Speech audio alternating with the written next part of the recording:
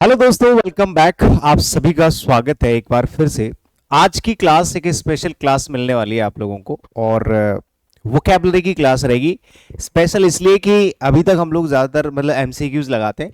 आज की क्लास पहली चीज़ तो वोकैबुलरी में वन वर्ड सब्स्टिट्यूशन, जो बहुत इंपॉर्टेंट टॉपिक होता है वोकैबुलरी के अंदर, क्योंकि इसमें ऐसी ऐसी वोकैबुलरी हम लोग सीखते हैं, ऐसे ऐसे वर्ड सीखते हैं जो सिनोनिम्स और एंटोनिम्स में तो काम आते ही हैं, साथ के साथ वन वर्ड्स के स्पेशल वर्ड्स होते हैं। और ऐसा कोई एग्जाम नहीं है जिसमें एक से दो या क्वेश्चन वन वर्ड के नहीं आते हो, ठीक है। लेकिन डायरेक्ट जब हम एमसीक्यूज करते हैं ना किसी भी वोकैबुलरी के सेक्शन, चाहे वो वन वर्ड्स हो, चाहे वो इडियम्स हो, चाहे वो सिनोनिम्स एंटोनिम्स कुछ भी हो, डायरेक्ट जब एमसीक्यूज करते हैं तो वहां पर कहीं ना कहीं हमें कमी लगती है कि हमारे पास वर्ड पावर की कमी है, वर्ड मीनिंग्स की कमी है।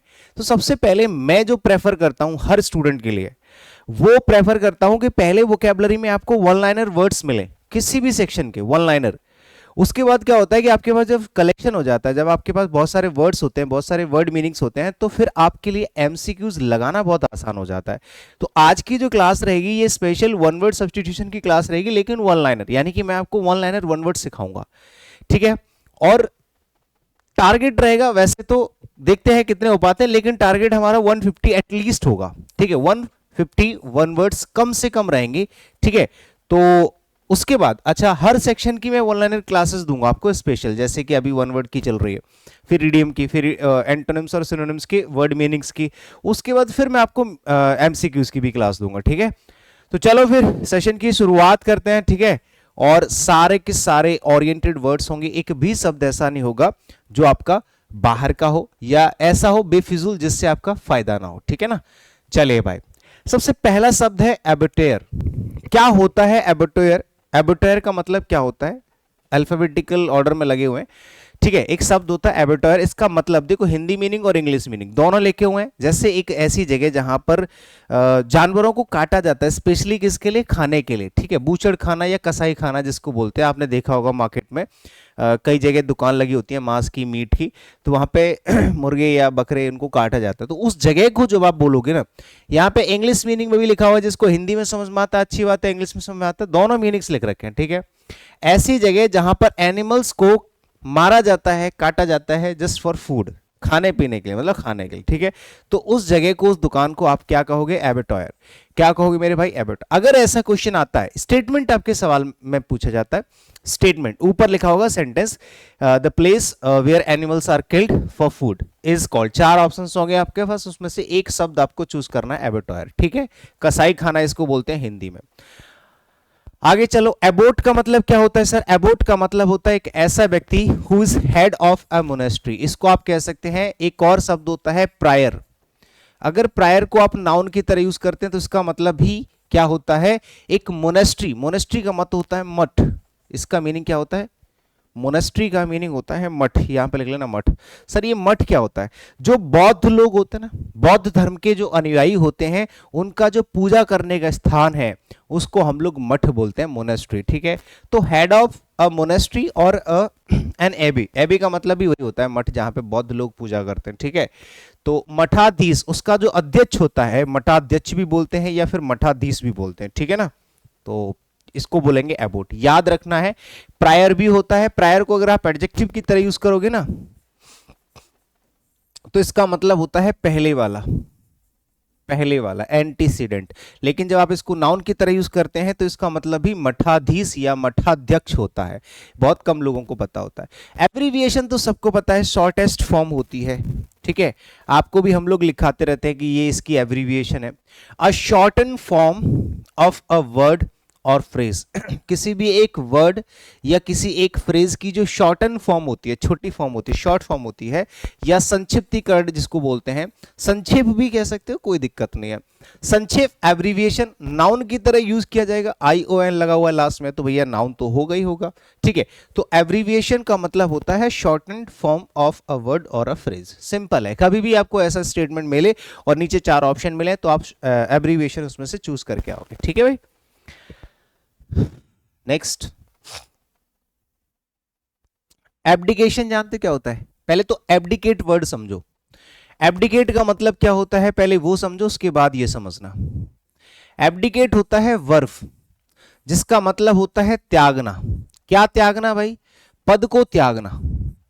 किसी पद को त्याग देना एब्डिकेट होता है, और एब्डिकेशन होता है त्याग, या त्याग वही होता है नाउन, यहाँ पे टी आई ओ एन लगा हुआ है तो ये नाउन बन गया, ये वर्ब हो गया, इसी से बना है शब्द।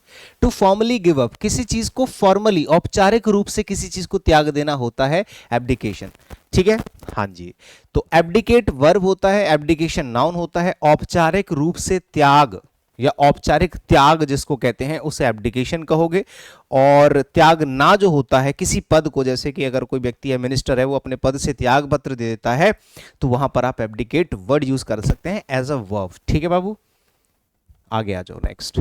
एब्ल्यूशन बड़ा प्यारा शब्द है, मोस्ट इंपॉर्टेंट टिक करो इसको, मोस्ट इंपॉर्टेंट टिक करो। एब्ल्यूशन का मतलब होता है धार्मिक स्नान, एक ऐसा स्नान जो किसी धार्मिक पर्पज या किसी जो सैक्रेड किसी रीजन की वजह से हम लोग जो है स्नान करते हैं। जैसे लोगों को बोला जाता है कि तुमको तो गंगा नहा के आना पड़ेगा तभी आप पवित्र होगे। तो ritual washing of the body, इसको कहते हैं धार्मिक स्नान। ठीक है, एब्ल्यूशन बहुत बहुत बहुत ज्यादा अच्छा वर्ड है, most important, most repeated words में से एक है, याद रखना। मोस्ट रिपीटेड वन वर्ड्स में से एक है एब्ल्यूशन, बहुत अच्छा वर्ड है। ठीक है, आगे आ जाओ भैया नेक्स्ट। एक होता है एब्स्ट्यूज, ये भी मोस्ट इंपॉर्टेंट है, ये भी आपका वर्ब की तरह यूज किया जाएगा एब्स्ट्यूज, इसको आप ट्रिक से भी याद कर सकते हैं। ये होता है ऐसी कोई चीज जो समझने में मुश्किल हो, difficult to understand, hard to understand या डिफिकल्ट टू अंडरस्टैंड। ऐसी कोई चीज जो समझने में मुश्किल हो या समझ से परे हो, ऐसी कोई चीज जो समझ से परे हो। ठीक है, यानी कि समझने में मुश्किल। बहुत सी चीजें ऐसी होती है जो हमें समझ में नहीं आती, जैसे कि कोई सब्जेक्ट ही ले लो जिसको आप पढ़ रहे हो अभी, इंग्लिश, मैथ्स, रीजनिंग, कुछ भी मान लो आपको नहीं समझ में आ रहा, तो आप कह सकते हैं this subject is difficult to understand और hard to understand. You can say abstruse also. एब्स्ट्रूज को आप ट्रिक से कैसे याद कर सकते हैं, इसमें ट्रिक बना सकते हैं ट्रू। ट्रू, ट्रू का मतलब होता है सत्य, और सत्य हमेशा हर किसी को समझ में नहीं आता है। ठीक है, सत्य एक ऐसी चीज है जो इजी टू अंडरस्टैंड नहीं होता है, हार्ड टू अंडरस्टैंड होता है। ठीक है दोस्त, आई बात समझ में, आगे चलेंगे। अबंडेंस होता है किसी भी चीज की प्रचुरता, अधिकता, प्रचुरता या फिर अधिकता कह सकते हो मेरे भाई। किसी भी चीज की अधिकता या प्रचुरता को हम लोग कहते हैं अबंडेंस। आई बात समझ में। और अबंडेंट होता है अधिक, अबंडेंट जो होता है ये होता है अधिक, अत्यधिक। ठीक है, ये होता है अत्यधिक, प्रचुर, अधिक और प्रचुर। ये बहुत बार पूछा जाता है, ये आपका पार्ट्स ऑफ स्पीच में एडजेक्टिव का काम करता है और ये आपका नाउन का काम करता है। सिंपल है, ज्यादा कुछ है नहीं। ठीक है, तो अबंडेंस होता है प्रचुरता और अबंडेंट होता है प्रचुर। ठीक है, एक होता है एसेंचुएट, ये भी अच्छा वर्ड है। एसेंचुएट का मतलब क्या होता है, गिव मोर फोर्स और इंपॉर्टेंस टू समथिंग, समथिंग और किसी भी चीज पे जोर देना। यहां पे लिखो भाई, किसी भी चीज पे जोर देना होता है। एक सेकंड रुकना बस, मैं थोड़ी सी आवाज बढ़ा लूंगा आप लोगों के लिए। हेलो हेलो हेलो, ठीक है, हाँ। तो ये होता है किसी चीज पे जोर देना। आई बात समझ में। जैसे यहाँ पे लिखा है गिव मोर फोर्स, जैसे आपकी कोई बात नहीं मानता है तो आप क्या करते हैं, उस पर जोर दे करके बात को बोलते हैं कि नहीं नहीं ऐसा नहीं होगा, आपको मानना ही पड़ेगा, ऐसे करके ना। ठीक है, तो किसी भी चीज पे ज्यादा फोर्स देना, ज्यादा जोर दे करके बात को कहना। ठीक है, ये होता है एसेंचुएट, कि भाई तू बात को इतना एसेंचुएट क्यों कर रहा है ना, क्योंकि यार ये मेरे भाई का मामला है, ये मेरे घर का मामला है, ये मेरा निजी मामला है, इसलिए मैं इस चीज को एसेंचुएट कर रहा हूँ। भाई इसको तो एसेंचुएट करना ही पड़ेगा, ये तो वर्मा जी का एक पर्सनल मैटर है, मतलब जो भी आपके हेड होते हैं, बॉस होते हैं, उनके लिए बोलता है। अकॉम्प्लिस मोस्ट इंपॉर्टेंट वर्ड है, इसको भी इंपॉर्टेंट टिक करना भाई, बड़ा प्यारा शब्द है। एक ऐसा व्यक्ति जो आपके किसी गलत काम में साथ देता है। ठीक है, helper in a wrong deed और क्राइम। अगर कोई व्यक्ति आपका साथ दे रहा है गलत काम में, किसी क्राइम में, किसी अपराध में, सह अपराधी या पार्टनर इन क्राइम या हेल्पर इन क्राइम, बोलते हैं ना कि क्राइम पार्टनर है हम, तो जो भी गलत काम करते हैं साथ में करते हैं उसको अकॉम्प्लिस कहा जाता है। ठीक है, तो अकॉम्प्लिस का मतलब होता है बाबू क्या, पार्टनर इन क्राइम। आगे चलेंगे। एक्रोनियम, सिनोनियम, एंटोनियम, सिडोनियम, एक्रोनियम, ये सब नियम वाले शब्द होते हैं, वर्ड्स के टाइप होते हैं। अब कैसे टाइप होते हैं आइए जानते हैं। एक्रोनियम होता है जैसे कि किसी भी 5 वर्ड्स हैं और पांचों वर्ड्स के पहले पहले लेटर को ले लो, ठीक है, एक ऐसा शब्द formed from initial letters of a name. जैसे मान लो ये 4, 1 2 3 4 5, सब में से एक एक लेटर ले लो, E M W F F, E M W F या एफ, ऐसे करके मान लेते हैं। तो इसको हमने पढ़ दिया एमवफ, एमवफ कुछ पढ़ दिया। तो जो एमवफ शब्द बना है, भले इसका कोई मीनिंग ना हो, लेकिन ये जो शब्द आपने बना दिया इसको एक्रोनियम कहोगे। जैसे नाबार्ड है, फसाई है, जो शॉर्ट फॉर्म नहीं होते हैं, नाबार्ड, फसाई, फैनबॉय, इस तरह से हम शॉर्ट फॉर्म बना के एक वो बना देते हैं, ट्रिक बना लेते हैं, ठीक है। तो उन शब्दों को हम एक्रोनियम कहते हैं। किसी भी एक से ज्यादा शब्दों के पहले लेटर को उठा करके जो हम शब्द बनाते हैं, प्रथमाक्षरी नाम, प्रथम मतलब पहले, अक्षर मतलब अक्षरी, समझ गए? तो पहले के जो अक्षरों को लेकर के नाम बनता है उसको प्रथमाक्षरी नाम कहते हैं acronym. Addendum, addenda, addendum, addenda, spectrum, spectra, agendum, agenda, ठीक है, मेमोरेंडम, मेमोरेंडा, सुने हुए, ये यूएम वाला होता है सिंगुलर। लेकिन यहाँ पे जो एडेंडम है इसका मतलब क्या होता है, देखिए, thing to be added at the end of a book. किसी भी किताब, किसी भी प्ले, किसी रचना के जो आखिरी में कुछ चंद शब्द लिखे जाते हैं कि अब बस मैं इस किताब के बारे में इतना ही कहना चाहूंगा कि, फिर आगे जो शब्द लिखे जाते हैं उसको एडेंडम कहा जाता है, ठीक है। आप इसको ऐड से याद कर सकते हो, ऐड, एंड, जो एंड में ऐड किए जाते हैं, इसकी ट्रिक बहुत अच्छी बन जाएगी, इसकी ट्रिक बहुत, परसिस्ट इसको हिंदी में कहते हैं, इसकी ट्रिक बन जाएगी ऐड और एंड। किसी भी किताब के एंड में जो ऐड किए जाते हैं शब्द, ठीक है, thing to be added at the end of a book, इसी को हम लोग कहते हैं क्या, एडेंडम। आई बात समझ में कि नहीं आई? आ जाओ भाई।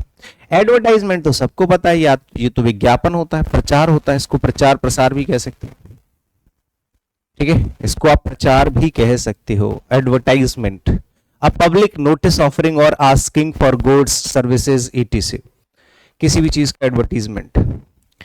एफॉरेस्टेशन, डिफॉरेस्टेशन दोनों एक दूसरे के अपोजिट होते हैं। एफॉरेस्टेशन का मतलब होता है पेड़ पौधे लगाना, और डिफॉरेस्टेशन का मतलब होता है वनों को काटना, ठीक है। वनारोपण, वनारोपण मतलब पेड़ लगाना, पेड़ पौधे लगाना, पेड़ पौधे लगाना, ये होता है वनारोपण, ठीक है, एफॉरेस्टेशन।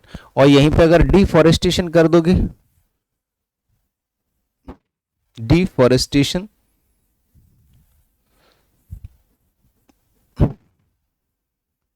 वन कटाव, यानी कि वनों का, यानी कि पेड़ों का काटना। जो पेड़ों को काटा जाता है उसको डिफॉरेस्टेशन, मतलब पेड़ों को काट दिया गया, और पेड़ लगाए जाते हैं the act of forestation. Forestation का मतलब ही होता है पेड़ लगाना, पौधे लगाना। बाय प्लांटिंग मैनी ट्रीज, बहुत सारे पेड़ लगा रहे हो, ठीक है, उसको आप कह सकते हैं afforestation. Agendum, agenda, datum, data, spectrum, spectra, memorandum, memoranda, agendum, agenda. तो एजेंडा तो सबको पता है कि भैया तुम्हारा क्या एजेंडा है इस काम को करने का, तो इसको कहते हैं एजेंडा, मतलब what to do, what you are doing और what you are going to do.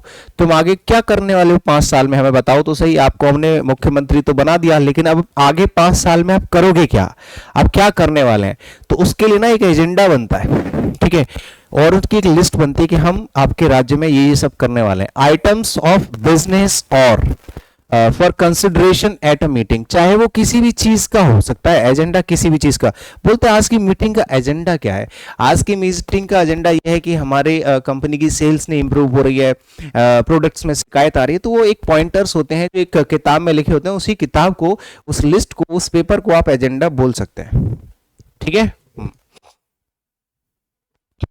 Aggressor, सबको पता है एग्रेशन कौन होता है भैया, जो आगे चलता है सबसे, आक्रमणकर्ता, जो सबसे आगे चलता है, समवन हु अटैक्स फर्स्ट, ठीक है। मैंने कहा भैया ये अग्रेसर है, सबसे पहले इसने आगे चल के आक्रमण किया, तो इसको आप अग्रसर भी कह सकते हो, अग्रेसर को अग्रसर भी कह सकते हो।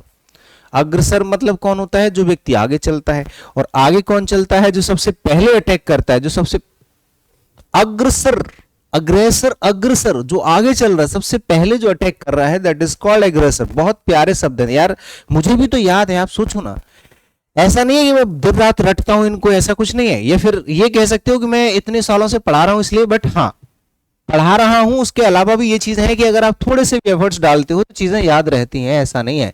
क्योंकि बच्चों के सिलेक्शन होते हैं, जो लोग टीचर्स नहीं है उनके भी सिलेक्शन होते हैं, ठीक है ना। तो ये मत सोचना कि कब से ऐसे ये कितने सारे वर्ड्स कैसे याद होंगे। एग्नोस्टिक कौन होता है? सबसे पहले एग्नोस्टिक वर्ड को समझो। अज्ञेयवादी होता है। एग्नोस्टिक एक वह व्यक्ति होता है जो अज्ञेय होता है। ये अज्ञेयवादी होता है, ये अज्ञेयवाद होता है। ये आपका एडजेक्टिव हो जाएगा एकोस्टिक, सॉरी एग्नोस्टिक, और ये आपका नाउन हो जाएगा। आईएसएम लगाए तो ये नाउन हो गया। अज्ञेयवादी को आप इंग्लिश में कैसे समझोगे? अगर हिंदी में समझ में नहीं आ रहा है, मैं आपको सारी चीजें समझा देता हूं। देखो, जो ईश्वर के अस्तित्व पर शंका करे, क्या हो भी सकता है, पता नहीं, मुझे नहीं पता कैसे होता होगा भगवान। जो भगवान के अस्तित्व को मानता ही नहीं है वो तो एथिस्ट होता है, नास्तिक, ठीक है। थीस्ट होता है आस्तिक, जो भगवान में बिलीव रखता है। एक होता है जिसको थोड़ा सा डाउट है या उस पर बहस करने लग जाएगा, अरे, और उनके बारे में कुछ उल्टा पुल्टा बोलने लग जाएगा भगवान के अस्तित्व के बारे में।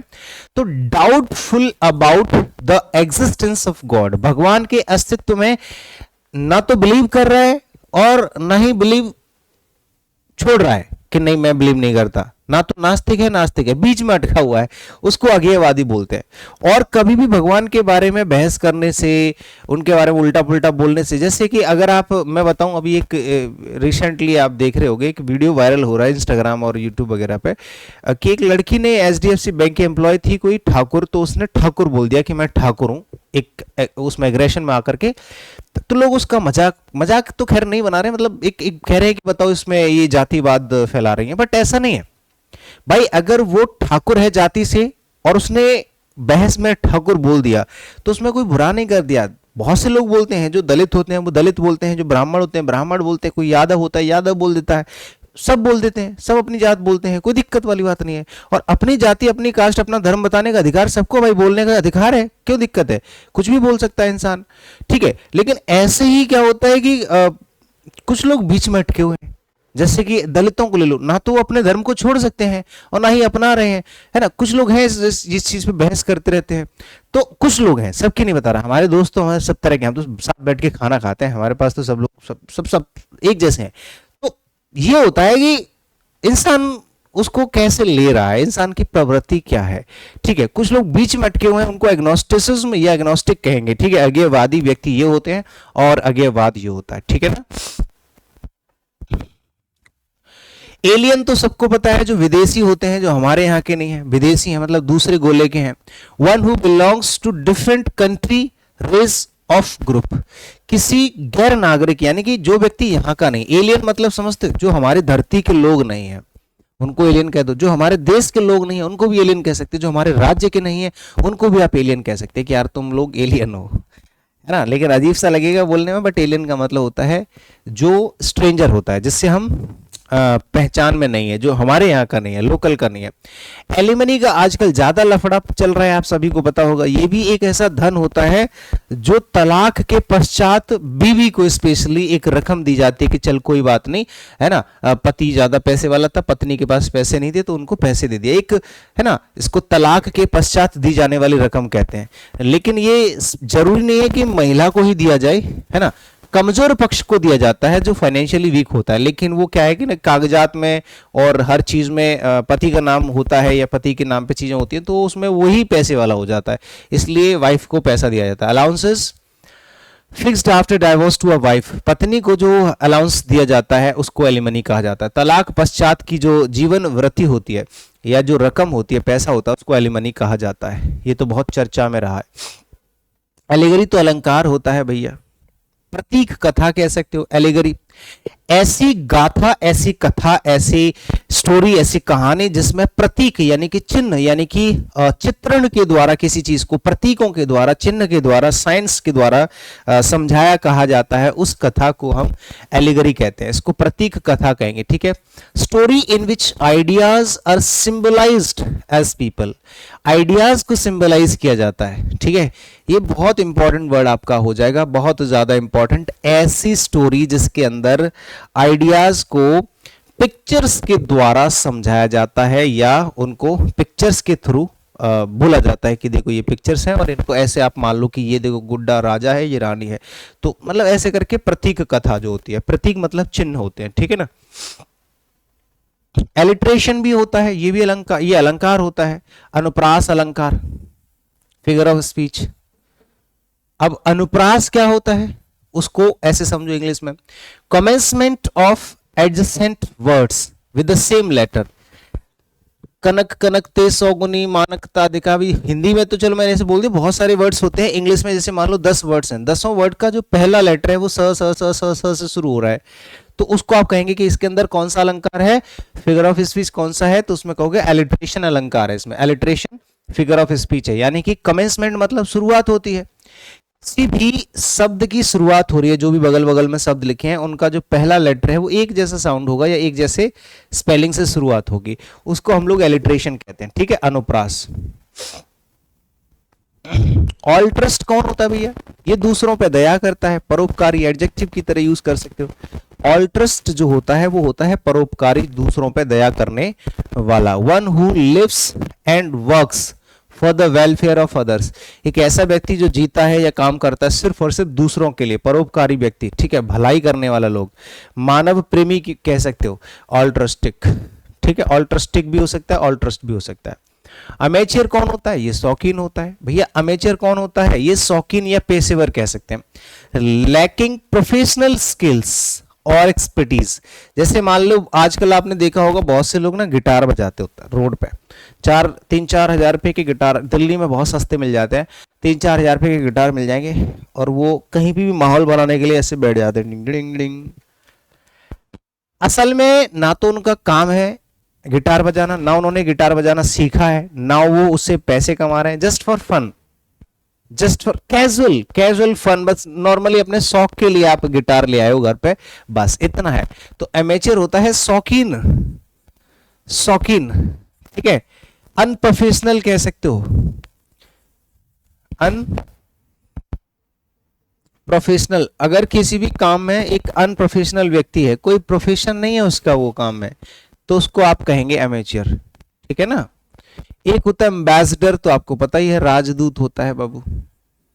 राजदूत कौन होता है, वह व्यक्ति जो किसी भी एक कंपनी, किसी एक राज्य, किसी एक देश का अधीक्षक होता है, का रिप्रेजेंटेटिव होता है, उसको हम लोग कहते हैं एम्बेसडर, ठीक है। अ diplomatic representative of one country in another, किसी दूसरे देश में जब अपने देश का एक नेतृत्व करता है या दायित्व रखता है वहां पे, ठीक है। या डिप्लोमेटिक रिप्रेजेंटेटिव, रिप्रेजेंटेटिव अधीक्षक ही होता है, जिसको राजदूत कह सकते हैं कि यहाँ से हमारे जैसे जयशंकर, क्या नाम उनका, जयशंकरन है ना, तो वो क्या कौन है, वो एम्बेसडर है, हमारे विदेश मंत्री है। वैसे तो एम्बेसडर यहाँ से भेजे जाते हैं, आपको पता ही होगा। और ये किसी कंपनी का भी हो सकता है, जैसे ब्रांड एम्बेसडर, सिर्फ एम्बेसडर है तो वो राजदूत हो गया, ब्रांड एम्बेसडर है तो किसी भी एक ब्रांड को रिप्रेजेंट करने वाला व्यक्ति, ठीक है, उसको आप ब्रांड एम्बेसडर कह सकते हो। एम्बीडेक्स्ट्रस मोस्ट फ्रिक्वेंट और मोस्ट इंपॉर्टेंट है, ये आप लोगों ने पढ़ा ही होगा बहुत बार। एक ऐसा व्यक्ति जो दोनों हाथों को एक ही समय पर एक साथ यूज कर ले, दोनों हाथों को, जैसे मैं अभी यहाँ पे जैसे 3 का जो वायरस है ना, वो ऐसे करके लिखता है दोनों हाथों से, तो उस व्यक्ति को आप कह सकते हैं ये एम्बीडेक्स्ट्रस है, यानी कि equally skilful with each hand, एक ऐसा व्यक्ति जो दोनों हाथों को इक्वली यूज कर सकता है, समान समय पर, और दोनों हाथों को एक साथ यूज कर सके। दोनों हाथों से जो निपुण होता है व्यक्ति, हम लोग क्या करते हैं, कोई एक हाथ ही यूज कर पाते हैं, जैसे अभी मैं इस वाले हाथ से लिख रहा हूं तो इससे नहीं लिख पाऊंगा क्योंकि मुझे इसकी आदत हुई है। लेकिन कुछ लोगों के अंदर ये टैलेंट होता है, पैदाइशी होता है कि वो दोनों हाथों को इक्वली यूज कर सकते हैं। एम्बिगुअस होता है कोई भी चीज जो अस्पष्ट होती है, अनक्लियर होती है, अस्पष्ट। अगर कोई चीज है जो अस्पष्ट है, अनक्लियर है, उसको आप एम्बिगुअस कहते हैं, या फिर द्विअर्थी भी कह सकते हो। ऐसी कोई चीज जिसके दो अर्थ होते हैं, द्विअर्थी, ऐसी कोई चीज, ऐसा कोई मीनिंग जिसके दो अर्थ हैं, तो उसको हम द्विअर्थी कहेंगे। Having more than one possible meaning, किसी भी चीज का एक पॉसिबल मीनिंग से ज्यादा होना, more than one possible meaning, दो अर्थों वाला कह सकते हो, द्विअर्थी, ठीक है, दो अर्थों वाला, बड़ा इंपॉर्टेंट वर्ड है। एमनेसिया जानते हो, आओ समझ लेते हैं, बड़ा इंपॉर्टेंट है और ये आपके काम का भी है। एमनेसिया होता है एक तरीके से ना पार्शियल और टोटल लॉस ऑफ मेमोरी। ठीक है, बोलते हैं ना कि इस व्यक्ति की तो ना पूरी की पूरी मेमोरी चली गई। ठीक है, मेमोरी लॉस कह सकते हैं। पार्शियल या तो आधी अधूरी चली जाती है किसी किसी की, या फिर पूरी चली जाती है। अगर किसी व्यक्ति की पूरी मेमोरी चली गई तो भी आप एमनेसिया कह सकते हैं कि यार ही हैज एमनेसिया, उसको ना एमनेसिया हो गया, उसकी सारी याददाश्त गायब हो गई। या फिर पार्शियल भी कह सकते हो। ठीक है, तो टोटल और partial loss of memory is called amnesia. ठीक है, एमनेस्टी कौन होता है भैया? ये कौन होता है? ये अपराध क्षमा होती है। आपने कोई गलती कर रखी है तो जो आपको क्षमा दी जाएगी ना, है ना, स्पेशली हाँ पॉलिटिशियंस के लिए होता है ये। ठीक है, हाँ हाँ, पॉलिटिकल ऑफेंडर्स जो होते हैं, ये एमनेस्टी भी मोस्ट इंपॉर्टेंट वर्ड है, याद रखना। एक ऐसी माफी, एक ऐसा पार्डन, एक ऐसी क्षमा जो राजनीतिक नेताओं के लिए होती है कि मान लो कोई राजनेता है और उसने कोई गलती कर दी तो उनको इतनी जल्दी सजा नहीं मिलती क्योंकि राजनेता है। ठीक है, हाँ, तो किसी भी राजनेता या किसी भी पॉलिटिशियन के लिए या पॉलिटिकल ऑफेंडर के लिए जो क्षमादान होता है उसको हम एमनेस्टी बोलते हैं, अपराध क्षमा, a general pardon of political offenders. ठीक है बाबू। एम्फीबियन, देखो अगर कोई जीव है जो पानी में रहता है उसको एक्वेटिक कहेंगे। ठीक है, लेकिन एक ऐसा है जो जमीन पर रहता है और पानी में, दोनों पर रहता है, उसको एम्फीबियन कहते हैं। एम्फी का मतलब होता है दोनों, एम्फी मतलब दो। ठीक है, तो animals which live both on land, जमीन पर भी रह सकते हैं, एंड इन वाटर, और वो पानी में भी रह सकते हैं। जो पानी और जमीन दोनों में रह सकते हैं उनको उभयचर कहते हैं, ऐसे जीव जो दोनों जगह सरवाइव कर सकते हैं। आई बात समझ में कि नहीं? हाँ, ठीक है, तो एम्फीबियन आपको समझ में आ जाएगा। वन वर्ड्स में बहुत बार पूछे जाते हैं। फिर से देखो एम्फी थिएटर। अब थिएटर का मतलब वो सिनेमा वाला थिएटर नहीं, एम्फी थिएटर का मतलब होता है एक रंगभूमि, सिनेमा वाले से थोड़ा हटके। एक ऐसी रंगभूमि होती है जहां पे खुली है, चारों तरफ से खुली है। आपने देखा होगा जैसे क्रिकेट मैच हो रहा है, पूरा ग्राउंड खुला होता है। ऐसे ही अखाड़ा देखा होगा आपने, अखाड़े में क्या है, दो मल्ल युद्ध कर रहे होते हैं और बाकी के चारों तरफ लोग खुले में बैठ करके देख रहे होते हैं, चारों तरफ सीट्स पड़ी होती हैं। तो अ design designated section of seats, चारों तरफ सीट्स बनी हुई हैं, सेक्शन बने हुए हैं। In any part of theatre, खुला जो रंगभूमि होती है, स्पेशली जिसमें कोई कार्यक्रम हो रहा होता है, जैसे कि मल्ल युद्ध हो रहा है, चारों तरफ लोग बैठे हुए देख रहे हैं, या फिर मान लो सांडों का जो बैल होते हैं आपस में बैठ रहे हैं, उनके आप देख रहे हो। तो आपने राजा महाराजाओं की जो मूवीज देखी होंगी उनमें देखा होगा कि बीच में वो एक वो हो रहा है, क्या बोलते हैं, अखाड़ा बना हुआ है, उसमें मल्ल लड़ रहे हैं और चारों तरफ लोग बैठे हुए देख रहे हैं। ठीक है, तो उसको आप एम्फी थिएटर कह सकते हैं। एनाल्जेसिया क्या होता है? एनाल्जेसिया क्या होता है? ये भी लगभग वैसे होता है, आप लोगों को दवा दी जाती है एक तरीके से। एनाल्जेसिया का बोलते हैं, एक तो अभी बता दूंगा, सारे आएंगे एक एक करके, जो आपके दिमाग में चल रहा होगा सब आ जाएगा। दर्द की अनुभूति न होने वाली जो दवा होती है ना, या फिर ये कह सकते हैं कि जो दर्द की अनुभूति नहीं होने वाली क्वालिटी होती है किसी व्यक्ति के अंदर। जैसे एक व्यक्ति है जिसको दर्द नहीं होगा, जैसे मान लो मुझे है, आप कितना भी टॉर्चर करोगे ना, मुझे दर्द नहीं होगा, दर्द का मतलब थोड़ा सा महसूस नहीं होगा, तो आप मेरे अंदर की क्वालिटी को एनाल्जेसिया कह सकते हो। ठीक है, इसको एनाल्जेसिया कह सकते हैं। या फिर मेरे से दर्द सहन नहीं होता है तो मुझे एक इंजेक्शन ठोक देगा एनाल्जेसिया का कि ले भाई तेरे ये इंजेक्शन है, अब तुझे दर्द की अनुभूति नहीं होगी। तो ऐसी दवा या ऐसी क्वालिटी जो the loss of ability to feel pain while still conscious, अगर आप भले ही कॉन्शियस हो फिर भी आपको दर्द महसूस नहीं हो रहा है। एक तो बेहोश करने के बाद होता है, एक होता है कि आप होश में हो लेकिन फिर भी आपको दर्द महसूस नहीं हो रहा है, तो आपके अंदर की जो एबिलिटी है या फिर जो आपको दवाई दी गई है वो एनाल्जेसिया होता है। ठीक है, एक एनेस्थेसिया होता है, वो आपका दिया जाता है बेहोश करने के लिए। एनार्चिस्ट कौन होता है भैया? एनार्किस्ट होता है अराजकतावादी, जो अनार्की फैलाते हैं। अराजक एक ऐसा व्यक्ति, अराजक मतलब होता है डिसऑर्डर ऑफ रूल्स, यानी कि एक तरीके से रूल एंड रेगुलेशंस वहां पे फेल हो जाते हैं। एक ऐसा व्यक्ति जरूर होता है जो नहीं चाहता है कि रूल एंड रेगुलेशंस हो, वो नहीं चाहता है कि रोड पे रेड लाइट हो, वो नहीं चाहता कि पुलिस जैसा कोई सिस्टम हो, वो नहीं चाहता राजा महाराजा, जो जैसा है बस घूमने दो। ऐसा व्यक्ति जो कभी ये नहीं चाहता है कि रूल एंड रेगुलेशन सिस्टम सरकार कुछ भी हो, बस सब लोग ओपन खुले हों, उस व्यक्ति को एनार्किस्ट कहते हैं। ठीक है, one who wishes to destroy all established governments, जो चाहता है कि जितनी भी स्टैब्लिश्ड गवर्नमेंट्स हैं वो सारी खत्म हो जाएं, डिस्ट्रॉय, तो उसको अनार्किस्ट कहेंगे, अराजक। अनार्की अराजकता होती है, सेम ही चीज है, कोई अलग नहीं है। अनार्किस्ट वह व्यक्ति होता है और अनार्की अराजकता होती है। ठीक है, वहां पे वो व्यक्ति है, नाउन दोनों ही है। अनार्किस्ट व्यक्ति होता है जो चाहता है कि रूल एंड रेगुलेशंस ना हो, और जो absence of rule and regulations होता है उसको हम एनार्की कहते हैं। ठीक है, the absence of government in a country. किसी देश में जब सरकार ही नहीं होगी, किसी देश में जब सरकार ही नहीं होगी तो कोई रूल एंड रेगुलेशंस, कोई शासन प्रशासन कुछ नहीं होगा, तो फिर उसको एनार्की कह सकते हो आप सिंपली। ठीक है ना, आई बात समझ में कि नहीं। एक होता है एनेक्डोट।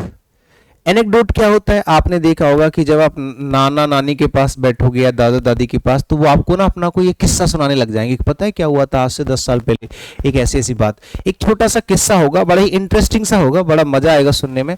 शॉर्ट और अम्यूजिंग, अम्यूजिंग मतलब entertaining story about some real person और इवेंट।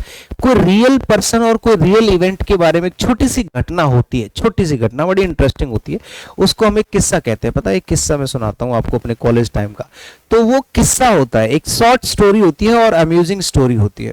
एनिवर्सरी तो सबको पता है, ये सालगिरह होती है। सालगिरह मतलब एक साल के बाद जो इवेंट होता है फिक्स डेट को, कि भैया मेरा जन्मदिन है 18 मई 2000 किसी में भी, ऐसे मान लो मेरा बर्थडे आता है 18 मई को, तो yearly return of the date of an event, किसी भी एक इवेंट, जैसे जन्म हो गया, चाहे शादी हो गई, चाहे किसी का फाउंडेशन है, एस्टैब्लिशमेंट है किसी कंपनी का, उसकी जो एक फिक्स डेट आती है कि भैया इस डेट को हमारा ये काम हुआ था हर साल, उसको आप एनिवर्सरी कह सकते हो।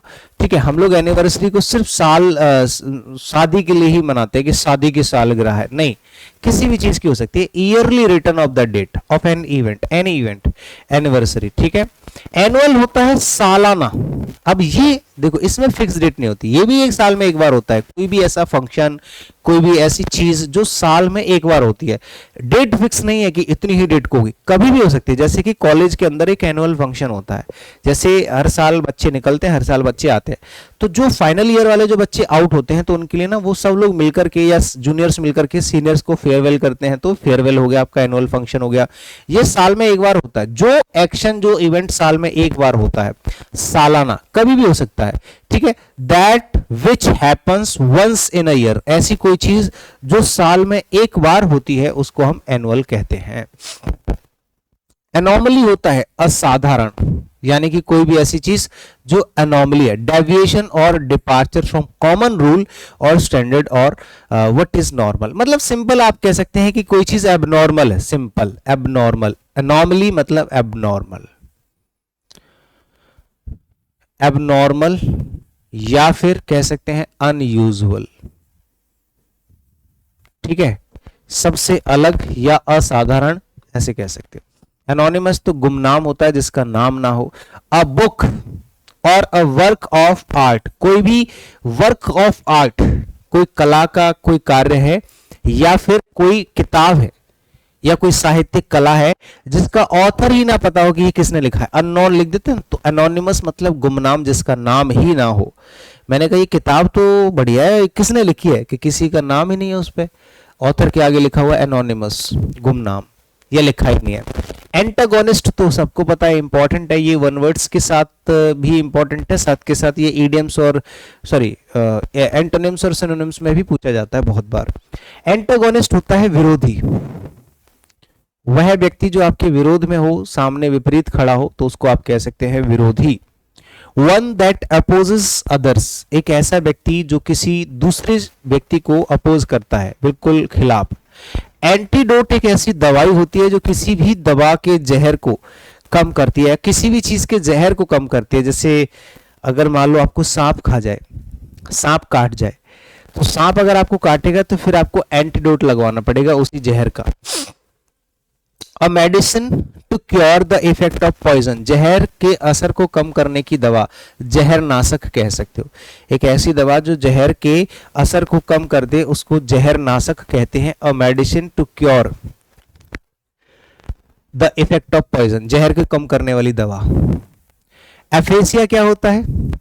एफेसिया होता है वाचाघात। ये क्या होता है? जब कोई व्यक्ति loss of ability to understand speech, loss of ability यानी कि आपके अंदर वो एबिलिटी है ही नहीं, खो दी है। कौन सी एबिलिटी? कि आप किसी के भाषण, किसी के शब्दों को समझ सको। एक तरीके से वाचाघात ये होता है कि किसी व्यक्ति को शब्दों से ही घायल कर दो, इसको एफेसिया बोलते हैं। वाचाघात कह सकते हैं loss of ability to understand speech, यानी कि आप कुछ का कुछ बोल रहे हो, बात कुछ बोलनी है और बोल कुछ और रहे हो। वाचाघात ये भी हो सकता है कि आप किसी व्यक्ति को शब्दों से ही घायल कर दे रहे हो, और इसका ये मीनिंग भी हो सकता है कि आपको बोलना ही नहीं आ रहा है या जो बोल रहा है वो समझ में नहीं आ रहा है, ठीक है ना। तो इसको एफेसिया बोलते हैं। एपोस्टेट बहुत बहुत बहुत ज्यादा इंपॉर्टेंट वर्ड है। एपोस्टेट बढ़िया शब्द है। इसका मतलब होता है कि ऐसा बच्चा, सॉरी एक ऐसा व्यक्ति, एपोस्टेट, जो अपने धर्म को ही त्याग देता है। One who abundance his religious faith. जैसे आज ने देखा होगा आपने, कुछ लोग तो कन्वर्ट हो जाते हैं, चलो हिंदू से मुस्लिम, मुस्लिम से हिंदू, एक तो ये होता है। कुछ लोग अपने धर्म को त्याग देते हैं कि भैया मैंने हिंदू धर्म ही त्याग दिया, मैंने अपना मुस्लिम धर्म ही त्याग दिया, मैंने क्रिश्चियन धर्म ही त्याग दिया। तो धर्म, स्वधर्म त्यागी, अपने ही धर्म को त्याग देने वाला व्यक्ति स्वधर्म त्यागी होता है एपोस्टेट। बड़ा इंपॉर्टेंट वर्ड है, अच्छा वर्ड है। एक्वाटिक होता है जलीय, जो मैंने अभी बताया था कि जलीय जीवों को एक्वाटिक कहा जाता है, और जो जल में और थल में दोनों में रह सकते हैं उनको एम्फीबियन कहा जाता है। Animals which live in water is called और आर कॉल्ड एक्वाटिक, जलीय। आर्बिट्रेटर कौन होते हैं जी? ये मध्यस्थता करने वाला व्यक्ति होता है। समवन चूजन टू जज and decide a dispute issue. जैसे मान लो कि ये आपके बीच में झगड़ा हो रहा है, एक आप हो, एक कोई दूसरा व्यक्ति है, और ये बीच में जज बना बैठा है, तो इस व्यक्ति को आप कह सकते हैं कि ये बंदा आर्बिट्रेटर है। बिचौलिया जिसको कहते हैं, मध्यस्थता करने वाला व्यक्ति मध्यस्थ बोलते हैं, ठीक है भाई। बिचौलिया, मध्यस्थता करने वाला व्यक्ति। समवन चोजन टू जज and decide a dispute issue. Aristocracy एक ऐसा शासन होता है जिसको कुलीन तंत्र कहा जाता है, कुलीन लोग चलाते हैं। कुलीन तंत्र मतलब रईस लोग जिसको चलाते हैं। Government by the nobles, nobles मतलब रईस लोग होते हैं, पैसे वाले लोग होते हैं, रईस लोग। ऐसी सरकार जिसको नोबल्स चलाते हैं, यानी कि रईस लोग चलाते हैं, यानी कि कुलीन लोग चलाते हैं, उसको कुलीन तंत्र कहते हैं। आर्मिस्टाइस क्या होता है? आर्मिस्टाइस होता है युद्ध विराम। आर्म से याद कर सकते हैं, आर्मिस्टाइस मतलब आर्म लड़ाई, और स्टाइस मतलब रोक। जब दो देशों के बीच में लड़ाई चल रही हो तो उस लड़ाई के बीच में जो विराम होता है उसी को हम लोग कह सकते हैं युद्ध विराम, ठीक है। सीज फायर भी कहते हैं या आर्मस्टाइस भी कहते हैं। The cessation of warfare before a treaty signed, ठीक है। जब ट्रीटी साइन हो रही है उससे पहले जो सेशन होता है ना, थोड़े समय के लिए जो युद्ध रुक जाता है कि भैया रुको रुको रुको रुको, चलो युद्ध विराम कर लेते हैं, नुकसान करने से कोई फायदा नहीं है। एसेटिक होता है भैया सन्यासी कह सकते हैं, ठीक है। एक ऐसा व्यक्ति जो सब कुछ छोड़ के, त्याग के अपना चला जाता है किसी वन में, जगह पे, जंगल में, उसको सन्यासी कहा जाता है।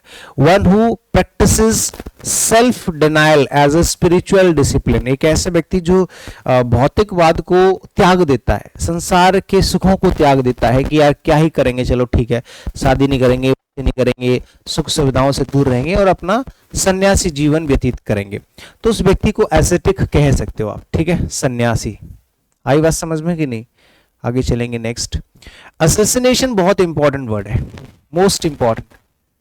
ये होता है किसी भी एक पॉलिटिकल लीडर की, स्पेशली पॉलिटिकल लीडर की हत्या। वैसे तो किसी की भी हत्या होती है, लेकिन किसी राजनीतिक किसी नेता की हत्या अगर कर दी जाए, क्रूरता से जो की गई हत्या, लेकिन किसी राजनीतिक कारणों से, ठीक है, यहाँ पे लिखा हुआ है किसी राजनीतिक कारण से जो की गई हत्या है।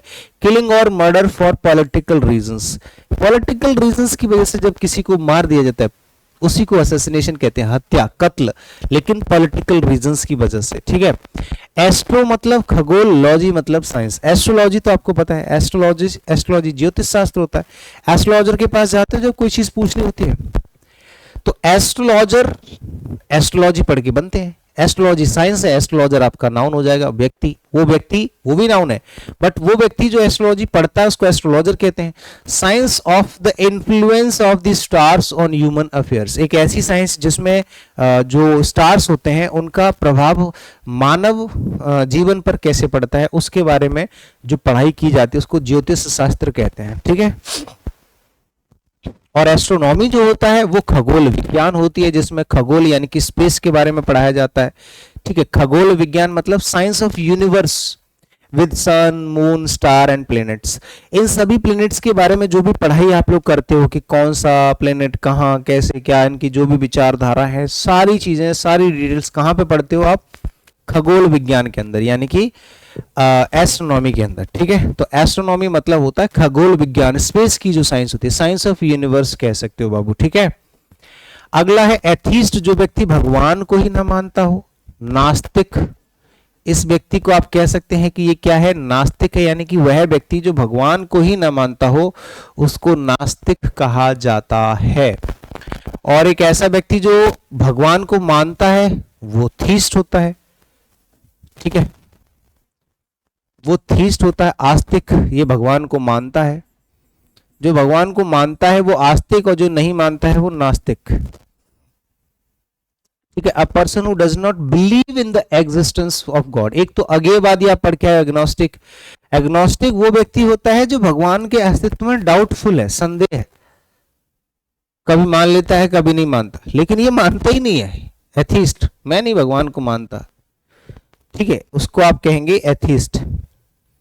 ऑडियंस श्रोतागण होते हैं जो बातों को सुनते हैं, जैसे अभी मैं बोल रहा हूं तो मैं स्पीकर हूं और आप लोग सुन रहे हो तो आप ऑडियंस हो, ठीक है। जो सुनते हैं श्रोतागण उनको कहते हैं ऑडियंस। ऑटोबायोग्राफी, देखो सबसे पहले बायोग्राफी को समझो। बायोग्राफी, इसकी पीडीएफ में दूंगा, टेंशन मत लेना, पीडीएफ आपको मिल जाएगी ना। तो आप सोच रहे हो कि सर मुझे कैसे पता चलेगा ये क्या पढ़ा रहे हैं, आप थोड़ी देर बाद भूल जाऊंगा। पहली बात तो भूलना नहीं है, ये क्लास में मैं आपको एक्सप्लेन कर रहा हूं, जो भी डाउट्स आपको आ रहे होंगे वो सारे क्लियर होते जाएंगे। फिर क्लास देखने के बाद जो पीडीएफ आपको मिलती है ना, उस पीडीएफ को रिवाइज किया करो, बार बार उन वर्ड्स को दोबारा से रिवाइज करना पड़ेगा, एक बार में तो कोई चीज नहीं आ सकती बाबू, ठीक है। बायोग्राफी होती है जीवनी, जैसे मेरे जीवन के बारे में अगर किसी ने लिखा है तो वो मेरी बायोग्राफी है, लेकिन मेरे जीवन के बारे में मैंने ही लिखा है तो वो ऑटोबायोग्राफी। ऑटो मतलब स्वयं, तो अपनी खुद की आत्मकथा जो होती है, आत्मकथा या आत्मजीवनी, उसको आप कह सकते हैं autobiography. The life history of a man written by himself, एक व्यक्ति की आत्मकथा है, लाइफ हिस्ट्री है और उसी के द्वारा उसको लिखा गया है। ऑटोक्रेसी एक तंत्र होता है जिसमें एक ही व्यक्ति है जो सारा शासन चला रहा है, सारी शक्तियां उसके पास है, सब कुछ। A government by one person, एक ऐसी सरकार जो सिर्फ एक ही व्यक्ति के द्वारा चलाई जाती हो, उसको हम ऑटोक्रेसी कहते हैं। आगे आ जाओ भैया, नेक्स्ट। अवेरेसियस क्या होता है? लालची। अवेरेसियस एक ऐसा व्यक्ति होता है, one who is greedy, too much greedy, अत्यधिक लालची अगर कोई व्यक्ति है, अवेरेसियस बोलते हैं। कि अगर कोई ऐसा व्यक्ति है जिसको किसी चीज का लालच हो, अवेरेसियस। रिपीट करो इस वर्ड को, बार बार बोलो, गुनगुनाओ, याद करो, रिवाइज करो, ठीक है, प्रैक्टिस लगाओ इनके। अभी एमसीक्यूज लगवाएंगे, पहले ये वन लाइनर सीख लेते हैं फिर एमसीक्यूज लगवाएंगे, ठीक है ना। अवेरेसियस मतलब होता है one who is very greedy, too much greedy. Bachelorhood तो समझते, बैचलर कौन होते हैं? जिनकी शादी नहीं हुई है, और शादी नहीं हुई है, कुंवारापन है तो कुंवारापन, कुंवारा व्यक्ति बैचलर होता है। बैचलर सिर्फ आपका यहां तक एडजेक्टिव हो जाएगा, लेकिन जैसे चाइल्ड और चाइल्डहुड, ऐसे ही बैचलर और बैचलरहुड, ठीक है। बैंकरप्ट बड़ा इंपॉर्टेंट है। अगर कोई व्यक्ति है और उसके पास अपना कर्जा चुकाने, अभी रिसेंटली आप देख रहे हो कि राजपाल यादव का एक केस सामने आया कि उनके पास किसी बैंक का, किसी कंपनी के साथ लोन वोन था या कुछ था, तो उन्होंने अपना बैंक में लोन डाला होगा, चेक वेक, उसके पास पैसे नहीं थे, चेक बाउंस हो गया 2-3 बार, तो उन्होंने एक एफआईआर फाइल कर दी, शायद मोटा मोटी, मुझे पता है, ऐसा रील वगैरह में कहीं पढ़ लिया है, एग्जैक्टली क्या है मुझे नहीं पता। तो वहां पे क्या है कि वो व्यक्ति है, वो पैसा नहीं चुका पाया, तो उसने सरेंडर कर दिया कि भाई मेरे पास पैसे नहीं है, बात खत्म, मुझे ले चलो जेल, हार मान ली। तो जब किसी व्यक्ति के पास अपना कर्जा चुकाने के लिए पैसा ना हो, उसको दिवालिया, बैंकरप्ट कहा जाता है, ठीक है। अ पर्सन अनेबल टू पे हिज डेप्ट, एक ऐसा व्यक्ति जो अपना डेप्ट यानी कि कर्जा चुकाने के काबिल ना हो उसको दिवालिया घोषित कर दिया जाता है। बे ऑफ बंगाल, खाड़ी, बंगाल की खाड़ी, a part of a seal lake enclosed bye a wide curve of the shore. Simple है कि एक चारों तरफ की एक लेक है, झील है और उसके आसपास ने खाड़ी सी बनी हुई है, जैसे पहाड़ के बीच में एक गड्ढा है तो उसको बे ऑफ बंगाल कहते हैं, खाड़ी। बीच होता है आपका जो पानी का किनारा होता है, किसी भी समंदर या किसी भी बड़ी नदी का जो किनारा है उसको किनारा, समुद्री तट भी कह सकते हैं या तट कह सकते हैं, सिर्फ बीच। अ स्ट्रेच ऑफ सैंड, एक बहुत ही फैली हुई जगह है सैंड, रेत की या फिर स्टोन्स की, अलोंग द एज ऑफ सी और लेक, किसी लेक मतलब आपका वो हो गई लेक जो होती है, लेक को क्या बोलते हैं, अरे लेक मतलब होता है झील, किसी झील या किसी तालाब, किसी नदी, किसी समुद्र की जो किनारा होता है, जगह होती है रेत की बनी हुई, उसको बीच कहते हैं, गोवा वाला बीच। बेलिकोज होता है एक ऐसा व्यक्ति जो झगड़ालू हो, बहुत ज्यादा झगड़ालू, अत्यधिक झगड़ालू, तो मैं होती रहती है जैसे बीवी होती है, तो बेलिकोज है ना। अ person who is fond of fighting, एक ऐसा व्यक्ति जो हमेशा लड़ाकू है, झगड़ालू है, लड़ता रहता है, उसको बेलिकोज कहोगे। बेलिकोज मतलब वह व्यक्ति जो हमेशा लड़ने को तैयार है, लड़ता ही रहता है, लड़ता ही रहता है, ठीक है ना। हाँ जी, अगला क्वेश्चन बताओगे नेक्स्ट। अगला क्वेश्चन क्या है, अगला वर्ड है, ठीक है, अगला वर्ड है आपका बेलिग्रेंट, ठीक है। क्या है दोस्त, बेलिग्रेंट है। अच्छा, बेलिग्रेंट क्या होता है, ये भी ऐसा ही होता है, बेलिग्रेंट भी झगड़ालू होता है। एंगेज्ड इन वॉर और फाइट, कोई ऐसा व्यक्ति है, झगड़ालू तो नहीं कहेंगे लेकिन झगड़े में पड़ा हुआ है ऑलरेडी, अभी एंगेज्ड है, बिजी है, कोई व्यक्ति बिजी है कहां पे, झगड़े में, लड़ाई में, युद्ध में, तो उस व्यक्ति को आप कह सकते हैं कोई व्यक्ति युद्धरत है, यानी कि युद्ध में बिजी है ना, लड़ाई झगड़े में बिजी है, तो उसको आप कह सकते हैं बेलिग्रेंट है ये बंदा। कैसा है, आगे चलेंगे। एक है बेनिफैक्टर, बेनिफिशियल, बेनिफैक्टर दोनों में अंतर है, या फिर बेनिफिशियरी, ठीक है, सब अलग अलग शब्द हैं। एक ऐसा व्यक्ति, one who gives financial help to a school, hospital, इसको कहते हैं धर्मोपकारी। एक ऐसा व्यक्ति है जो बेनिफैक्टर है। देखो, बेनिफिशियरी कौन होता है, जिसको लाभ प्राप्त होता है। बेनिफैक्टर कौन होता है, जो लाभ देता है। जैसे मैंने यहां से आपको 10 रुपए दान में दे दिए, तो मैं बेनिफैक्टर हूं, आप बेनिफिशियरी हैं, और आपके लिए जो मैं काम कर रहा हूं ये बेनिफिशियल है। कोई लाभकारी होता है, कोई लाभकारक होता है, लाभधारक होता है, ऐसे होता है। तो वह व्यक्ति जो धर्मोपकारी होता है, धर्म के नाम पर उपकार करता है, या स्कूल, कॉलेज या हॉस्पिटल को दान देता है, उस व्यक्ति को बेनिफैक्टर कहा जाता है। सिंपल भाषा में कह सकते हैं दानी, आप ऐसे लिख लो। एक ऐसा व्यक्ति जो दान देता है, दानी होता है, उसी को हम बेनिफैक्टर कहते हैं। बिब्लियो मतलब होता है पुस्तक, और फाइल मतलब होता है प्रेमी। एक ऐसा व्यक्ति जिसको किताबों से बड़ा प्रेम होता है, उसको हम लोग कहते हैं पुस्तक प्रेमी, यानी कि bibliophile. One who loves and collects books, एक ऐसा व्यक्ति जो बहुत ज्यादा किताबें पढ़ता है या किताबों को इकट्ठा करता रहता है, उस व्यक्ति को हम बिब्लियोफाइल कहते हैं। बाइनियल, जैसे अभी एनुअल पढ़ के आए हो, साल में एक बार होता है। अगर कोई चीज एनुअल है, यानी कि कोई भी चीज साल में एक बार हो रही है तो एनुअल, और साल में 2 बार हो रही है तो बाइनियल।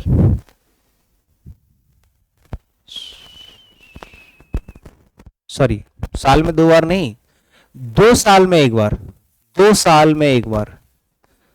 अगर 2 साल में एक बार कोई चीज हो रही है,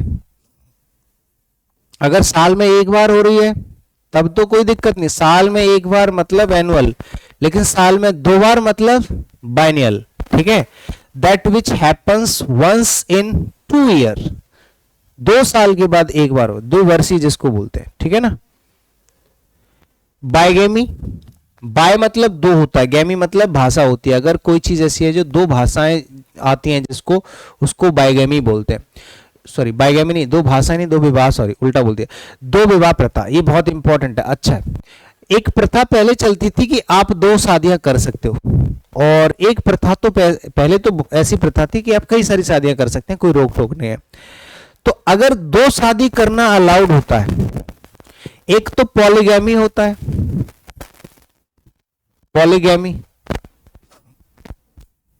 पॉलीगैमी मतलब, पॉली मतलब बहुत, गैमी मतलब शादी, तो बहुत शादी, बहु विवाह प्रथा, एक ऐसी प्रथा जिसमें बहुत शादियां कर सकते हो, एक से ज्यादा, 2 3 4 5 10 कितनी भी, उसको पॉलीगैमी कहेंगे। लेकिन बाय मतलब होता है दो, और गैमी मतलब शादी, यानी कि दो विवाह प्रथा, यानी कि ऐसी प्रथा जिसमें दो शादियां करना अलाउड होता है। The custom of having 2 wives और 2 हस्बैंड्स, आप 2 हस्बैंड रख सकते हैं या फिर 2 पत्नियां भी रख सकते हैं।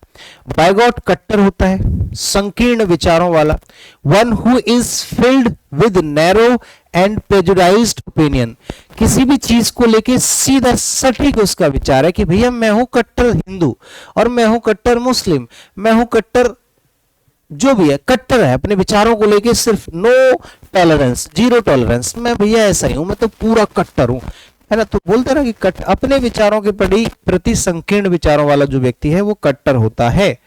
ठीक है भाई, हाँ।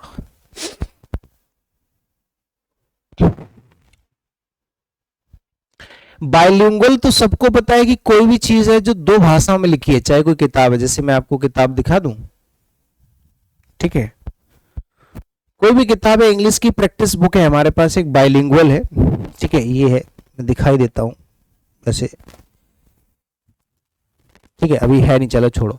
तो बाइलिंगुअल मतलब कोई भी ऐसी बुक जो 2 भाषाओं में लिखी हुई है, उसको हम बाइलिंगुअल कहते हैं, 2 भाषीय, ठीक है, 2 भाषी मतलब जो 2 भाषाओं में लिखी हो।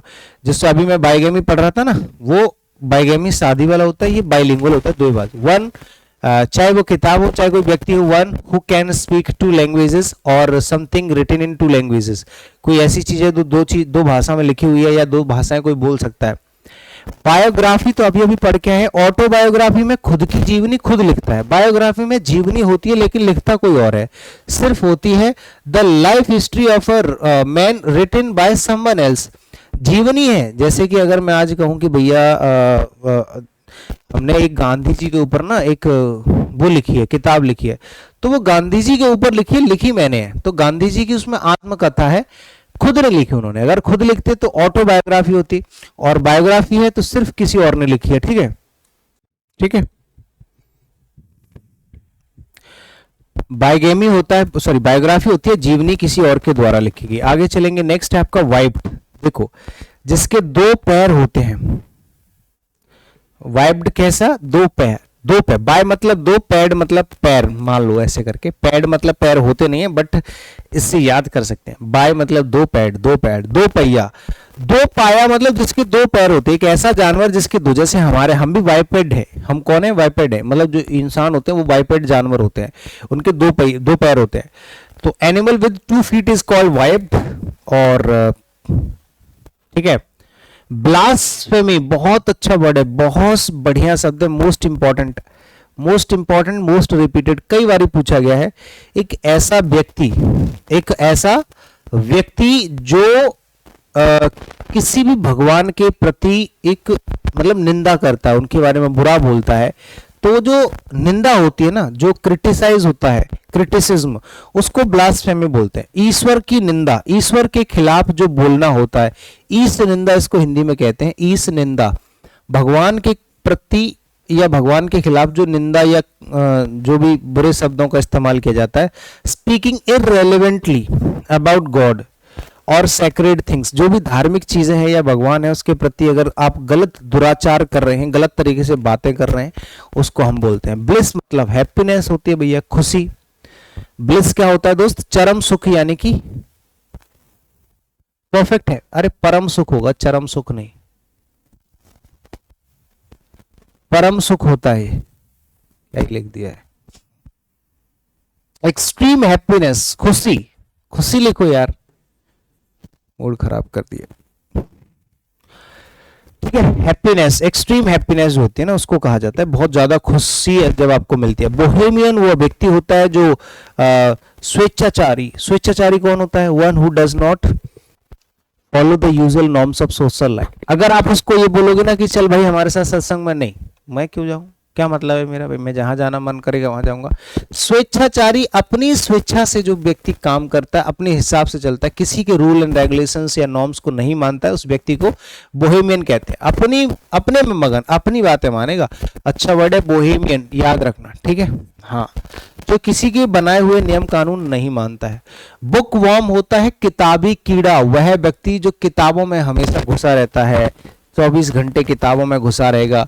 One who is interested in reading books and nothing else, सिर्फ किताबी कीड़ा है वो, ठीक है, सिर्फ किताबों को पढ़े जा रहा है ना, उसको हम किताबी कीड़ा बुक वर्म कहेंगे। ठीक है दोस्त, आगे चलेंगे। नेक्स्ट अगला है बुरिस। बुरिस कौन है भैया? ये बुरिस गंवार होता है। बुरिस कौन होता है? गंवार आदमी है। कोई अगर आदमी है, गंवार इंसान है, तो उसको आप कहेंगे बुरिस। ठीक है दोस्त, हाँ जी। फिर आ जाते हैं आगे। नेक्स्ट, बुरिस तो गंवार हो गया। Person who is rough and ill mannered, एक ऐसा व्यक्ति है जो बहुत ही रफ और इल मैनर्ड है, उसको हम लोग कहते हैं बुरिस। ठीक है, आगे चलो। नेक्स्ट, बॉटनी तो आपको पता है, जूलॉजी, बॉटनी साइंस होती है जिसके अंदर पेड़ पौधों के बारे में हम लोग पढ़ाई करते हैं, वनस्पति विज्ञान, the science of vegetable life, plants and trees के बारे में जो भी हम पढ़ते हैं, कहाँ से प्लांट्स पैदा हुए, कैसे प्लांट्स बने, फिर मतलब जो भी पौधों के बारे में, पेड़ पौधों के बारे में, वनस्पतियों के बारे में जो हम लोग पढ़ते हैं, इसको हम लोग कहते हैं वनस्पति विज्ञान यानी कि बॉटनी। ठीक है ना, हाँ। और ब्रिटल होता है भंगुर, जो आसानी से कोई चीज टूट जाती है, जो बहुत ही नाजुक होती है। A thing which can be easily broken, एक ऐसी चीज जो आसानी से टूट जाती है, उसको ब्रिटल कहते हैं। ठीक है, ब्रिटल मतलब भंगुर, that can be easily broken, जो आसानी से टूट सके। ब्यूरोक्रेसी, नौकरशाही सरकार होती है, जिसमें सिर्फ जो ऑफिसर्स होते हैं, जो नौकर होते हैं, वो सरकार चलाते हैं। अ गवर्नमेंट बाय ऑफिसर्स, नौकरशाही, जैसे नेता नहीं है, राजा नहीं है, नेता नहीं है, कोई सिस्टम नहीं है, कोई यहाँ पे लोकतंत्र नहीं है कि वो राजा चुनेंगे फिर राजा आदेश देगा नौकरों को, नहीं, नौकर ही चल रहा है सरकार। जैसे आप देखोगे तो सरकार पाकिस्तान में ज्यादातर वही चलाते रहते हैं, आर्मी वाले, तो ब्यूरोक्रेसी कह सकते हैं जहां नौकर सरकार को चलाते हैं। कैबरेट का मतलब क्या होता है? कैबरे एक नृत्य होता है, एक प्रकार का ये वो होता है dance. A series of cabaret dance arts at a night club. अब नाइट क्लब में ये जो आजकल का डांस नहीं, आजकल का नाइट क्लब नहीं, ये एक कैबरे स्पेशल नृत्य होता है। आप सर्च करोगे तो आपको उसका टाइप, उसके फोटोज वीडियोस गूगल पे मिल जाएंगे। कैबरेट अपने जैसे फॉक डांस होता है, कैबरे डांस होता है, क्लासिकल डांस होता है, ऐसे ही अलग अलग टाइप्स होते हैं। ठीक है, हिप हॉप डांस होता है, तो कैबरेट एक प्रकार का नृत्य होता है। A series of cabaret dance is called cabaret, ऐसे पढ़ लेना। कैबी या फिर कैब ड्राइवर जो होता है वो आप सभी को पता है, ड्राइवर होता है टैक्सी चालक, या तो कैबी बोल सकते हैं या तो कैब ड्राइवर बोल सकते हैं। कैबी बोलो या कैब ड्राइवर, दोनों का मतलब सेम होता है। ठीक है ना, the driver of a taxi, cab. Next है आपका कैकोफनी। फनी का मतलब होता है साउंड और कैको मतलब होता है बुरा। फनी मतलब होता है साउंड, फनी मतलब साउंड। अगर किसी व्यक्ति का बुरा साउंड है, बुरी आवाज है, जैसे मान लो मैं अभी गाना गाने लग जाऊं, है ना, तो मेरी बहुत ही बुरी आवाज निकले, फटी, जो कि निकलेगी बेकार सी, जो लोगों को बुरी लगे, उसको बुरी आवाज कहेंगे। और इयोफनी होता है, ये होता है हार्श साउंड, कठोर साउंड, श्रुति साउंड। ठीक है, बुरी आवाज, कर्कश आवाज, बुरी या कर्कश, कर्कश आवाज जिसको आप कह सकते हो, कर्कश आवाज जो होती है ना, बुरी आवाज जो होती है। और इयोफनी होता है अच्छी आवाज, इयोफनी होता है अच्छी आवाज, सुरीली आवाज।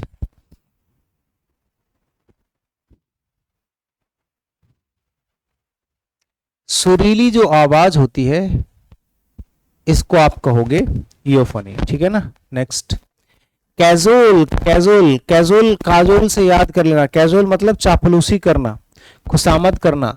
अजय देवगन की बीवी का नाम है कैजोल, काजोल, काजोल की अजय देवगन क्या करते हैं? चापलूसी करते हैं। ठीक है, तो परसुएड मतलब मनाना, राजी करना। बाय फ्लैटरी, चापलूसी करके किसी को मनाना, प्लीज प्लीज मान जाओ बेबी, बच्चा मेरा, ऐसे गुड्डा गुड्डू ऐसे करते ना, तो उसको हम लोग बोलते हैं कैजुअल। कैजुअल मतलब परसुएड बाय फ्लैटरी, खुशामद करना, मनाना, चापलूसी करना, चापलूसी करना। ठीक है दोस्त, ओके। ठीक है। तो देखो ये है आपका नेक्स्ट वर्ड, आपका है कैलीग्राफी।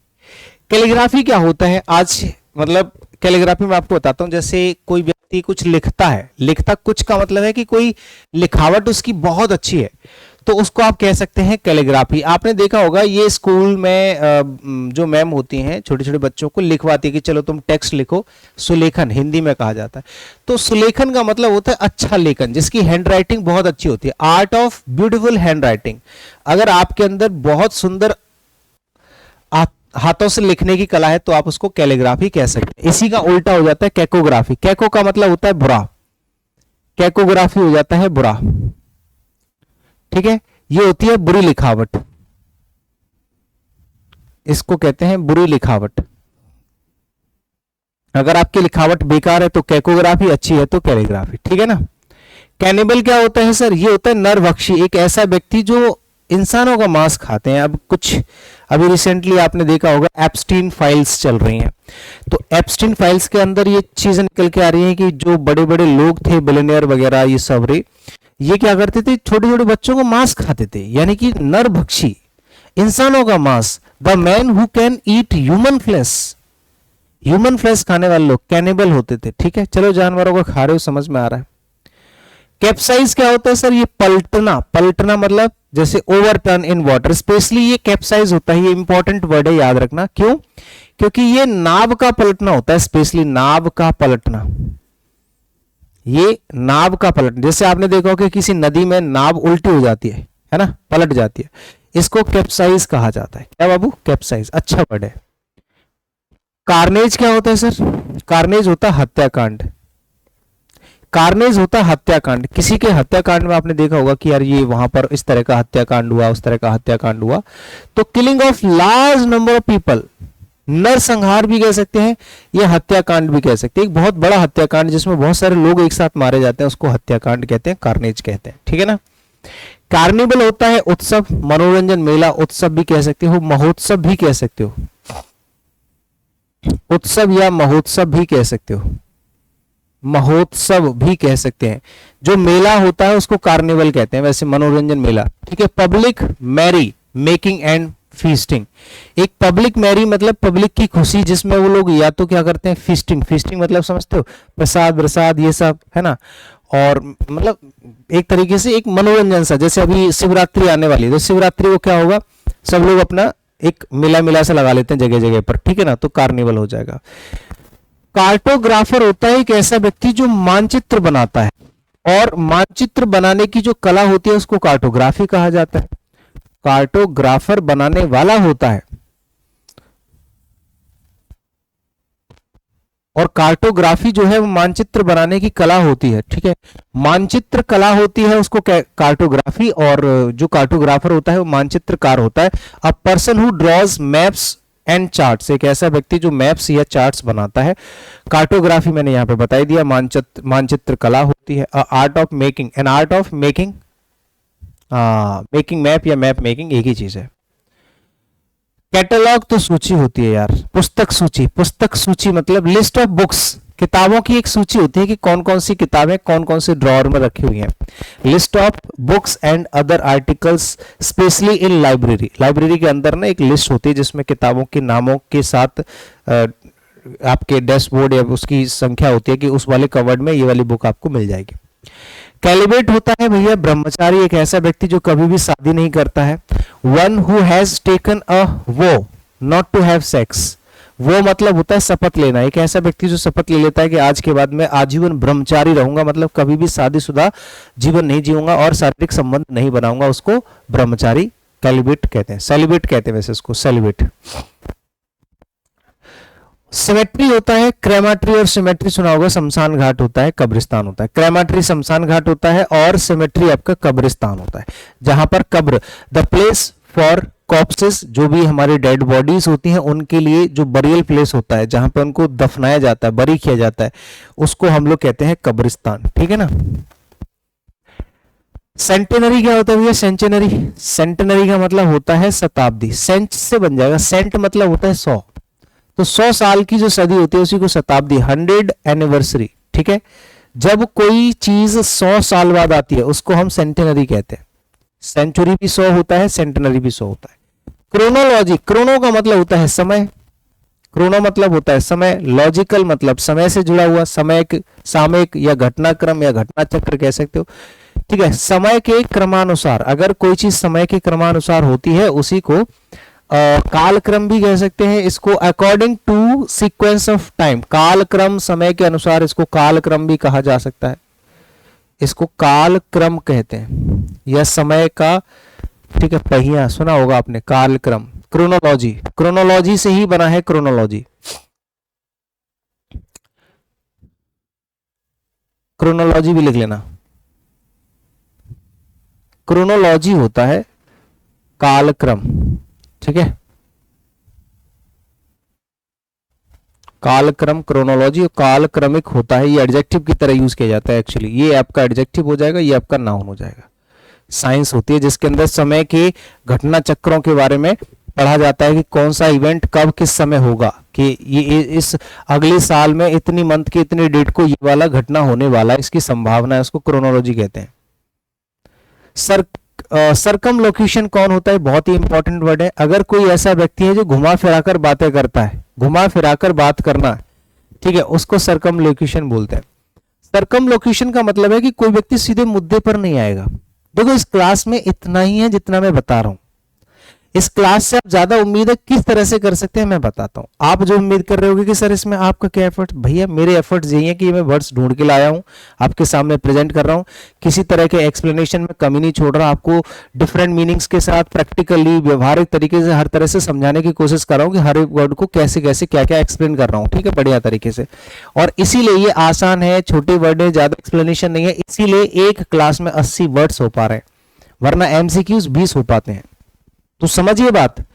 अब आपका काम कितना है कि आपने ये क्लास देख ली, अच्छी बात है, पूरी क्लास देख लोगे तो अब उसकी जो पीडीएफ आपके पास जाएगी ना, इस पीडीएफ से आप इनको खुद से रिवाइज करोगे, एक बार नहीं, 2-3 बार 4 बार आपको रिवाइज करना होगा। ये वन वर्ड्स हैं, वो भी वन लाइनर, तो आपको थोड़ी बहुत मेहनत खुद से करनी पड़ेगी, ठीक है। उसके बाद फिर एमसीक्यूज लगाएंगे, एमसीक्यूज में आ जाता है आपका काम, एमसीक्यूज में आपके यही सारे वर्ड्स आएंगे दोबारा से। तो round about way of expression, आप सीधे मुद्दे की बात नहीं करते हैं, बस इधर उधर की बातें करते हैं घुमा फिरा कर, उसको सरकम लोकेशन कहते हैं। क्लॉक रूम क्या होता है सर, क्लॉक रूम एक ऐसी जगह, एक ऐसा कोठरा, एक ऐसा घर, एक ऐसा रूम होता है जहां पे आप सामान रख देते हो, ठीक है। माल गोदाम, आपने देखा होगा रेलवे स्टेशन पे क्लॉक रूम होता है जिसमें आप अपना सामान रख सकते हो जाके। The place for luggage at a railway station, specially at a railway station, railway station पर एक क्लॉक रूम होता है जिसमें आप अपने बैग वगैरह लगेज वगैरह जाके रख सकते हो। कोर्स होता है मजबूर करना किसी को, कोर्स मतलब होता है किसी को बेबस करना, बेबस करना, ठीक है, मजबूर करना। कंपेल बहुत अच्छा वर्ड है, मोस्ट इंपॉर्टेंट, दोनों सिनोनिम में बहुत अच्छे वर्ड्स हैं, ठीक है, दोनों। किसी को मजबूर करना, नीचे लिखा हुआ है, बेबस करना, मजबूर करना, ठीक है, उसको फोर्स करना किसी व्यक्ति को। Compel to a course of action, कि मैंने कहा भाई किसी को फोर्स भी करना होता है कि चल ये काम कर वरना मार दूंगा जान से, चल चुपचाप से कर, है ना। तो किसी को मजबूर करना किसी भी काम को करने के लिए, ठीक है ना।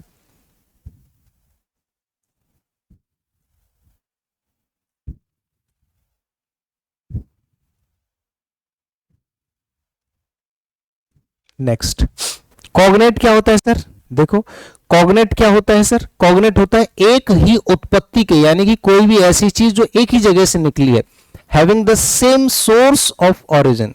जैसे मान लो कि कोई नदी है, भागीरथी और गंगा दोनों एक ही जगह से निकली हिमालय से, तो आप कह सकते हैं कि दोनों ही कॉग्नेट है। कॉग्नेशन, अरे भैया कॉग्नेट का मतलब सुना है, संगम सुना है, संगम तो एक जगह जाकर के मिलती हैं। कॉग्नेट होता है जहां से निकलती हैं, जहां से एक ही उत्पत्ति, एक ही जगह से उत्पत्ति जहां से जिन दो चीजों की होती है उसको, मतलब उस जगह को, हैविंग द सेम सोर्स, ठीक है। जब आपका सेम सोर्स है, जैसे कि तुम कहां से पढ़ते हो, अनिल सर से, तुम कहां से, मैं भी अनिल सर से, दोनों का सोर्स एक ही है, तो आप दोनों के पास एक ही कॉग्नेट है।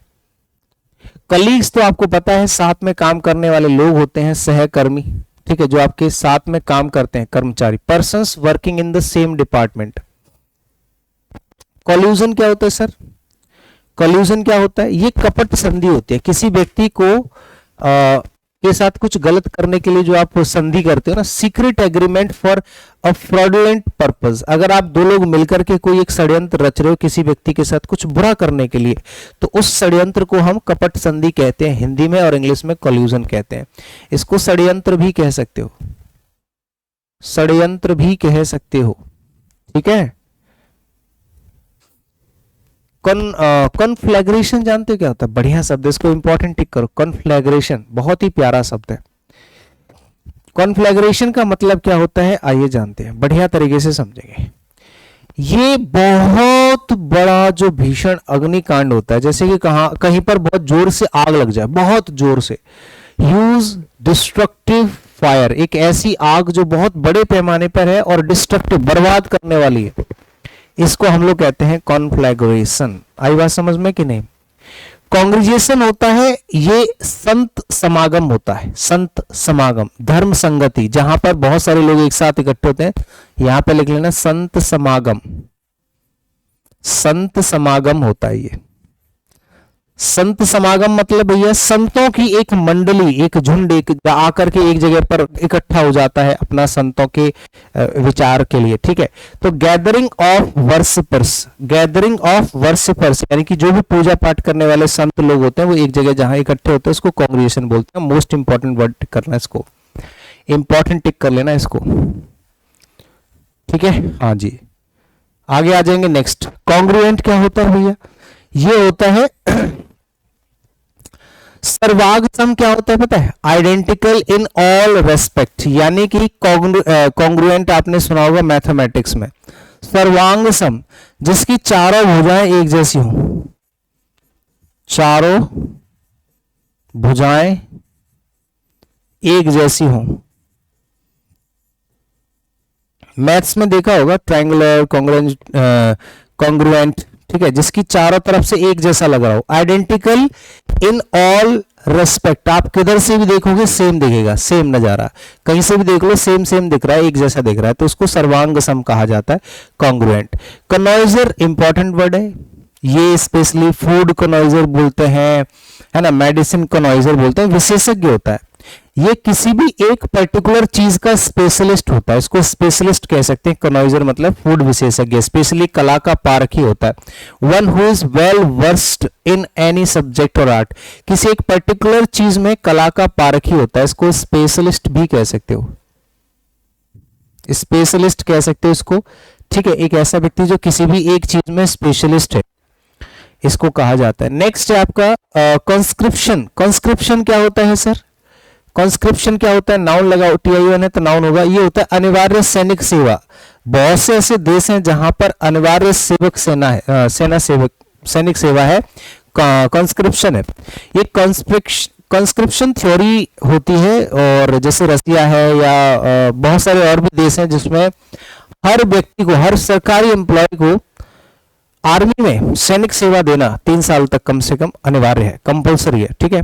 तो कंपल्सरी एनलिस्टमेंट फॉर मिलिट्री और अदर सर्विसेज, एक किसी भी पर्टिकुलर सर्विस के लिए जो एक मैंडेटेशन होता है ना, एक कंपल्सन होता है, कंपल्सरी एनलिस्टमेंट, उसी को कॉन्स्क्रिप्शन कहा जाता है कि भैया देखो तुम्हें चाहे कुछ भी हो, आपको ये सैनिक सेवा तो देनी पड़ेगी 2-3 साल, ठीक है, तभी आप दूसरी जॉब कर सकते हैं, अदरवाइज नहीं।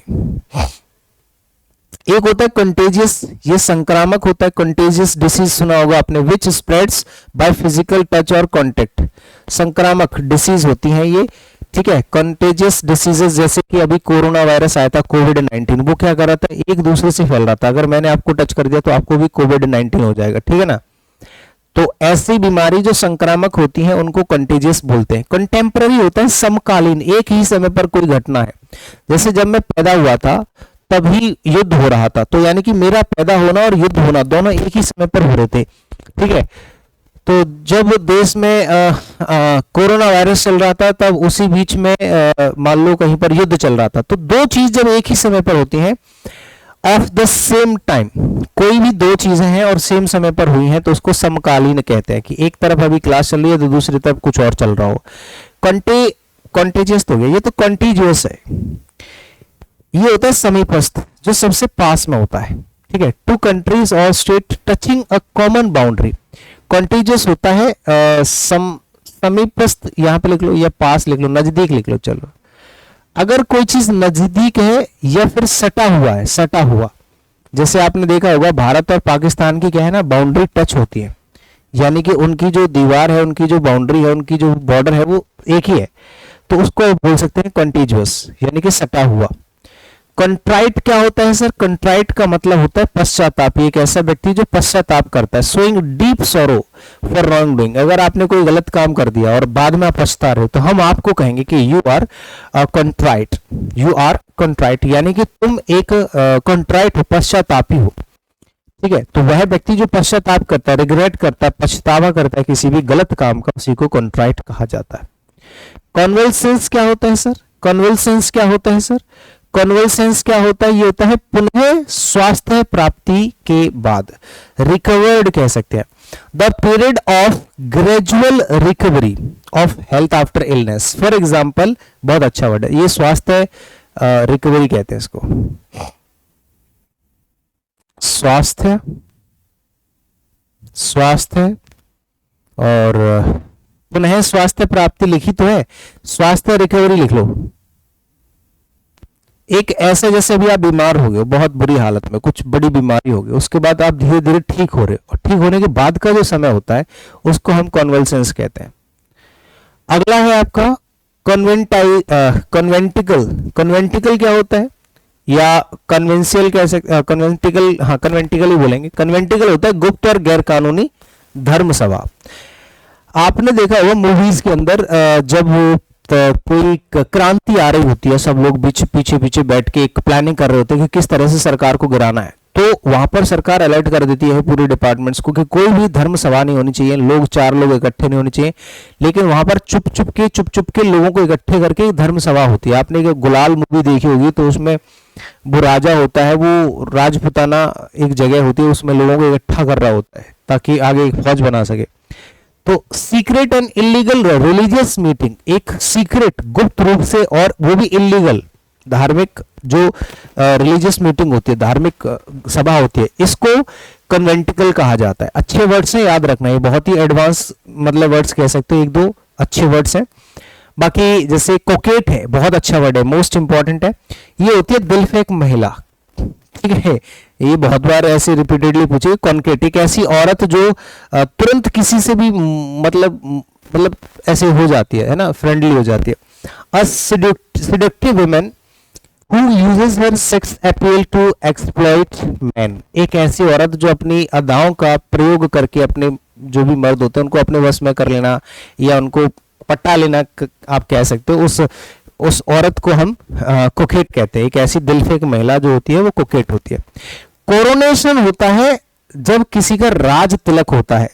ठीक है, राज तिलक या राज्याभिषेक, जब किसी राजा या राजकुमार का राज्याभिषेक किया जाता है। सेरेमनी ऑफ क्रॉनिंग, क्रॉनिंग मतलब मुकुट पहनाया जाता है अ किंग। ठीक है, क्रॉनिंग मतलब एक तरीके से कि आज से ये सिंहासन आपका है। ठीक है, हाँ, तो कोरोनेशन होता है राज्याभिषेक। हमारे यहाँ एक पार्क भी है, कोरोनेशन पार्क, दिल्ली में, यही पास में, तो वो उसका नाम ही कोरोनेशन पार्क इसलिए रखा गया था क्योंकि उसमें एक ब्रिटिश सरकार में एक किसी राजा, एक राजकुमार का, छोटे मोटे का, उसमें कोरोनेशन किया गया था, तो उनकी ही याद में बनाया था। तो कॉस्मोपॉलिटन एक ऐसा व्यक्ति होता है जो पूरी दुनिया घूमता रहता है, कहीं भी चला जाएगा, पूरी दुनिया का निवासी है। जैसे अभी इंडिया में अगर वो चला गया इंग्लैंड तो इंग्लैंड का हो जाएगा, मतलब वहां के लोगों के हिसाब से वो अपना देश मानने लग जाएगा कि मेरा सिर्फ इंग्लैंड में ही है जो कुछ भी है। तो पूरी दुनिया का निवासी जो होता है, a person who regards the whole world as his own country, एक ऐसा व्यक्ति जो पूरे संसार को अपने देश जैसा मानता है, वो किसी भी देश में चला जाता है और वहीं क्या हो जाता है, कॉस्मोपॉलिटन कहा जाता है। बढ़िया शब्द है।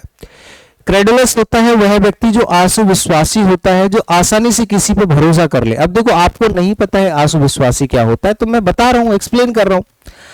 एक होता है क्रेडिबल और एक होता है क्रेडुलस। क्रेडिबल और क्रेडुलस में क्या फर्क होता है? क्रेडिबल, ये भरोसा, क्रेडिबल होता है विश्वसनीय, जिसमें भरोसा किया जा सके।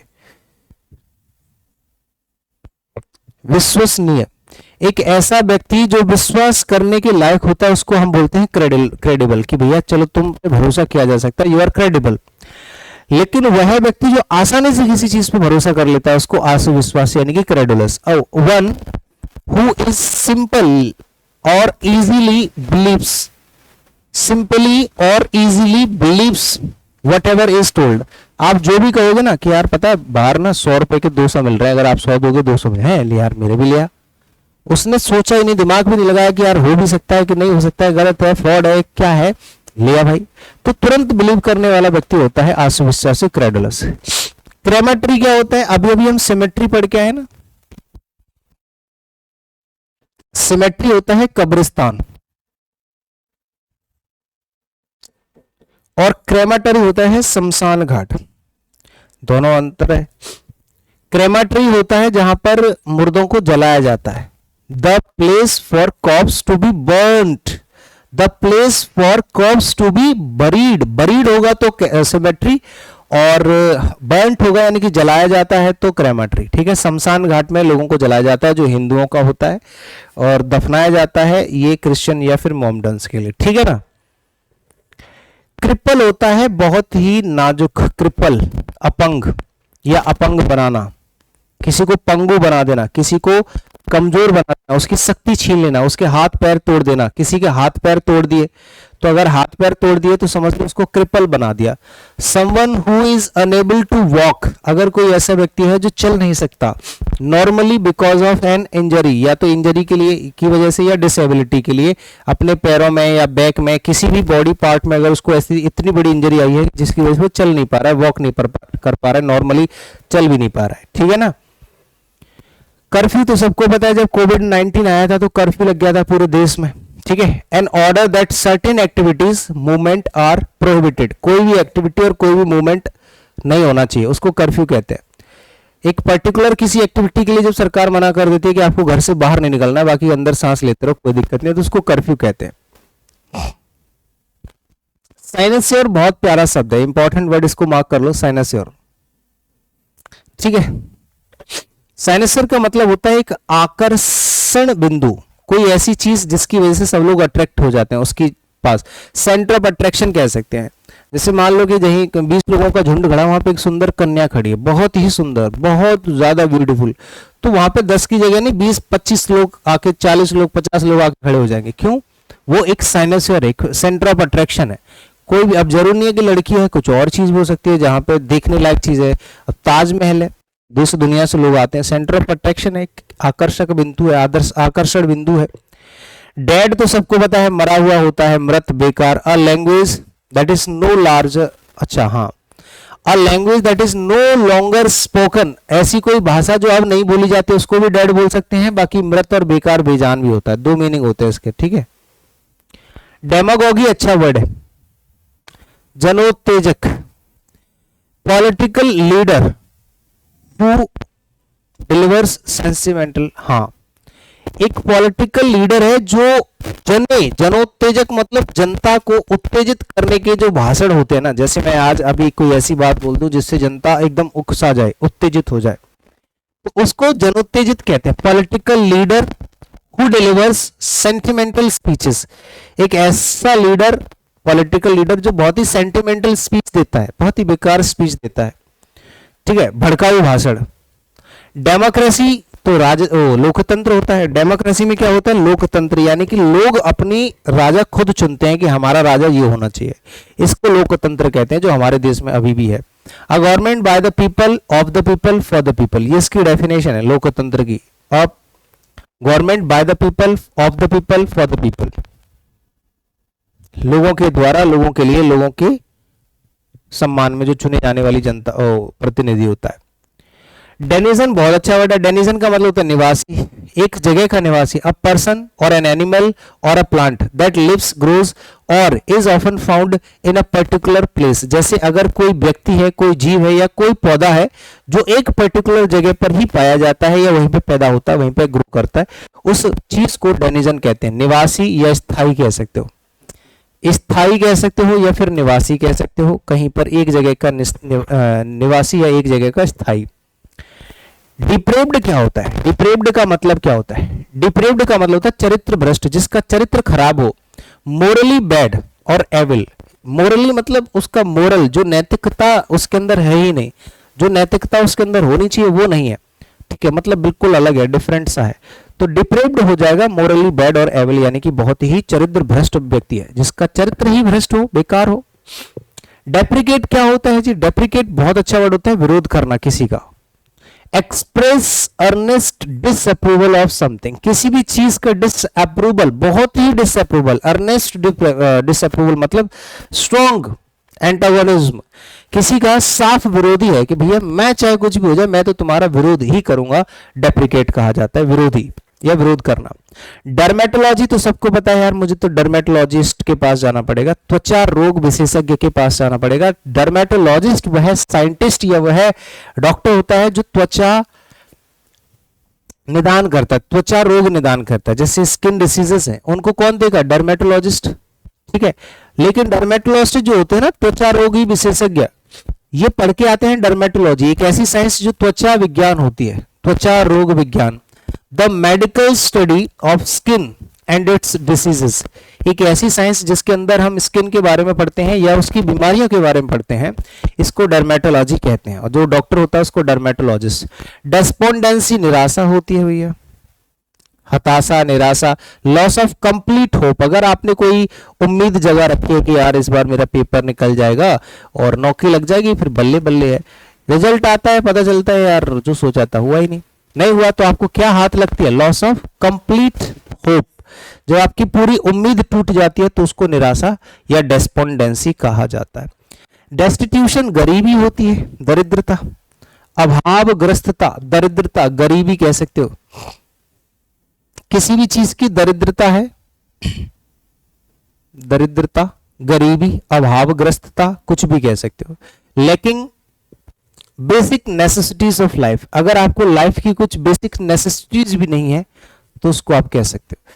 डेट्रीमेंटल खतरनाक होता है भैया, हानिकारक, अगर कोई व्यक्ति हानिकारक है, डेट्रीमेंटल, ट्रिक से याद कर लो, मेंटल मतलब पागल, पागल लोग कैसे होते हैं? खतरनाक, पागल लोग कैसे होते हैं? खतरनाक होते हैं, तो इसका मीनिंग हो जाएगा खतरनाक। ये तो ट्रिक है, मेंटल से इसको याद कर सकते हो, डेट्रीमेंटल, ठीक है। तो हानिकार या हानिकारक, कॉजिंग हार्म और डैमेज, ऐसी कोई चीज जिसकी वजह से नुकसान हो सकता है उसी को डेट्रीमेंटल कहा जाता है। डेक्स्ट्रस और एम्बीडेक्स्ट्रस दो वर्ड होते हैं। एम्बीडेक्स्ट्रस एक ऐसा व्यक्ति जो दोनों हाथों को समान एक ही समय पर यूज कर लेता है, तो वो दोनों हाथों को प्रयोग करने वाला व्यक्ति एम्बीडेक्स्ट्रस। और डेक्स्ट्रस सिर्फ निपुण हो जाएगा, कुशल, जो दोनों हाथों से कुशल है वो एम्बीडेक्स्ट्रस, और जो सिर्फ डेक्स्ट्रस है वो कुशल है। स्किलफुल एट हैंडलिंग थिंग्स, चीजों को हैंडल करने में स्किलफुल है, समझदार है, निपुण है। डायट्राइब क्या होता है बाबू? डायट्राइब का मतलब होता है कटु निंदा, अगर आप किसी व्यक्ति, किसी चीज, किसी काम की बहुत कठोर निंदा कर रहे हो उसी को डायट्राइब कहते हैं। बिटर एंड वायलेंट अटैक, बहुत ही कड़वा और बहुत ही उग्रवादी attack in words, specially in सब वर्ड्स मतलब शब्दों में या राइटिंग, अगर आप किसी को कुछ मैसेज में लिखकर या बोलकर, शब्दों से बोलकर बहुत ही कटु निंदा करते हैं, बुरी भाषा का प्रयोग करते हैं, निंदा करते हैं, क्रिटिसाइज करते हैं, उसी को कहते हैं डायट्राइब, ठीक है दोस्त। डायट्राइब कटु निंदा। डिक्टेटरशिप तो सबको पता है भैया, तानाशाही होती है, एक ऐसा आदमी जिसके पास पावर है और उस पावर का गलत इस्तेमाल कर रहा है, सबको दबा रहा है, सबके लिए कुछ अच्छा नहीं कर रहा, बुरा कर रहा है, तो उसको तानाशाह या तानाशाही कहेंगे। डिक्टेटरशिप तानाशाही होती है नाउन, और डिक्टेटर भी नाउन होता है बट वो व्यक्ति होता है जो तानाशाही करता है। Government carried on by an absolute ruler, एक ही रूलर है, एक ही व्यक्ति है जो रूल कर रहा है, शासन कर रहा है, और उसके पास सारी पावर है, और उस पावरों, उन शक्तियों का इस तरह से यूज कर रहा है कि जनता को दबाया जा सके, उनको परेशान किया जा सके, इस तरह से, ठीक है ना। तो ऐसी सरकार को डिक्टेटरशिप कहते हैं। डिप्लोमेसी, ये राजनीति के अंदर एक डिप्लोमेसी होती है जिसको हम लोग कहते हैं कूटनीति, यानी कि राजनीति के अंदर ही कूटनीति आती है। कोई काम अगर सीधे तरीके से नहीं होता है तो उसको इनडायरेक्टली हम गलत उल्टे तरीके से करते हैं, लेकिन करते हैं कानून के दायरे में रह के। The skill and policy of a country's statesmen and politicians skill in dealing with people, लोगों से डील कैसे किया जा सके, जैसे मान लो सबको अलग अलग करके समझाया नहीं जा सकता, सबके लिए अच्छा बना नहीं जा सकता, तो उनके ही बीच में कोई ऐसी चीज जनरेट करते हैं जिससे जनता को कंट्रोल किया जाता है, जनता के बीच में ऐसी भावना डाली जाती है, जनता के बीच में ऐसी चीजें, ऐसी विचारधारा लाई जाती है जिससे लोग कंट्रोल रहते हैं, डाइवर्टेड रहते हैं और आपस में ही डिसीजन लेके के शांत हो जाते हैं। इसको डिप्लोमेसी कहते हैं। राजनीति से नहीं चलता देश, देश चलता है डिप्लोमेसी से। डिप्लोमेसी जितनी अच्छी होगी देश उतना अच्छा चलेगा, डिसिप्लिन रहेगा। डिस्क्रिपेंसी क्या होता है जी? डिस्क्रिपेंसी का मतलब क्या होता है? ये होता है विसंगति। ये विसंगति जानते हो? Not agreeable, difference between two things that should be the same. विसंगति मतलब दोनों के बीच में ना कुछ अलग सा है। जैसे मान लो दो भाई हैं, दोनों भाई की विचारधारा अलग है, वो कुछ सोचता है, ये कुछ और सोचता है, जबकि दोनों को एक जैसा सोचना चाहिए। तो बोलते हैं हम दोनों के बीच में ना एक यार विसंगति है, एक संगति नहीं है, हम दोनों के बीच में एक संगति होना बहुत जरूरी है। तो डिस्क्रिपेंसी होता है विसंगति, यानी कि डिसएग्रीमेंट कह सकते हो, डिसएग्रीमेंट कह सकते हो, ठीक है ना? हाँ जी। नेक्स्ट है आपका डिससिमुलेट। डिससिमुलेट क्या होता है बाबू? ये होता है छिपाना, किसी चीज को हाइड करना, टू हाइड कह सकते हो, टू हाइड और डिस्टिंगाइज, सॉरी डिसगाइज, किसी चीज को छिपाना, उसका भेष बदलना, उसका रूप बदल देना, ये होता है डिससिमुलेट। डिससिमुलेट का मतलब होता है चीजों को छिपाना, टू हाइड, डिसगाइज, ऐसे करके। और डायरनल क्या होता है सर? डायरनल क्या होता है? डायरनल का मतलब होता है दैनिक, जो रोजाना होता है। दैनिक मतलब दिनचर्या वाला, of the day time. Diurnal मतलब होता है मेरा दैनिक जो पूरा सिस्टम है कि मैं सुबह से शाम तक क्या करता हूँ, मेरा दैनिक रूटीन ये है, पूरा डायरनल रूटीन ये है मेरा। तो डायरनल रूटीन है ना, ऑफ द डे टाइम, दिन भर का रूटीन मेरा ये रहता है, डायरनल। ड्रैपर क्या होता है सर? ड्रैपर का मतलब होता है जुलाहा। सर ये जुलाहा कौन होता है? Shopkeeper selling cloth and clothing. एक कपड़े बेचने वाला जो जुलाहा होता है, कपड़े बेचने वाला, उसको ड्रैपर कहते हैं। ड्रैपर, ड्राइलर हो गया, ड्रैपर हो गया। ड्रैपर कौन होता है बाबू? जो कपड़े बेचता है। इनको बार बार रिवाइज करना पड़ेगा और कोई तरीका नहीं। मैं आपको वर्ड्स सामने दिखा सकता हूं, इनको एक्सप्लेन कर सकता हूं, इनके मीनिंग्स बता सकता हूं, अच्छे अच्छे वर्ड्स का कलेक्शन ढूंढ के ला सकता हूं जो आपके एग्जाम पॉइंट ऑफ व्यू से बड़े इंपॉर्टेंट होंगे। बट ये नहीं कर सकता कि आपके दिमाग में छाप दूं। क्लास में देख रहे हो, पढ़ा रहा हूं, सिखा रहा हूं, इसकी पीडीएफ दे दूंगा, उनको आप रिवाइज करोगे तभी काम चलेगा। एक ऐसा दुकानदार जो कपड़े बेचता है उसको ड्रैपर कहते हैं। ड्रॉ क्या होता है जी? ड्रॉ निकालना। अनरिटन, देखो दो चीजें होती है, अगर वर्ब की तरह यूज करोगे तो बनाना, निकालना, बनाना या निकालना। और एक यहां पे लिखा है अनिर्णित, मतलब ड्रॉ, मैच ड्रॉ हो गया भैया। मैच ड्रॉ नहीं हो जाता है? अगर मैच ड्रॉ हो गया तो वो अनिर्णित है, मतलब कोई नहीं जीता अभी, ना कोई जीता ना कोई हारा। The result of the match where neither party wins, कोई भी पार्टी नहीं जीतती है, उसको ड्रॉ कहते हैं। ड्वार्फ बौना होता है बाबू, बौना, जिसकी हाइट यूजुअल से भी कम होती है। अ पर्सन, प्लांट और एनिमल हु और which is below the usual size, जो उसका नेचुरल साइज होना चाहिए उससे कम साइज अगर किसी चीज का रह जाता है उसको ड्वार्फ कहा जाता है। अगला है डायनेस्टी, ये वंश होता है, कुल होता है कि भैया हम किस वंश से हैं। मैं जादौन हूं, अनिल जादौन, तो मैं यदुवंश से हूं, यदुवंशी भगवान कृष्ण के वंशज हैं तो वहां से हूं। डायनेस्टी वंश होता है, कुल होता है, कुल या वंश कह सकते हो,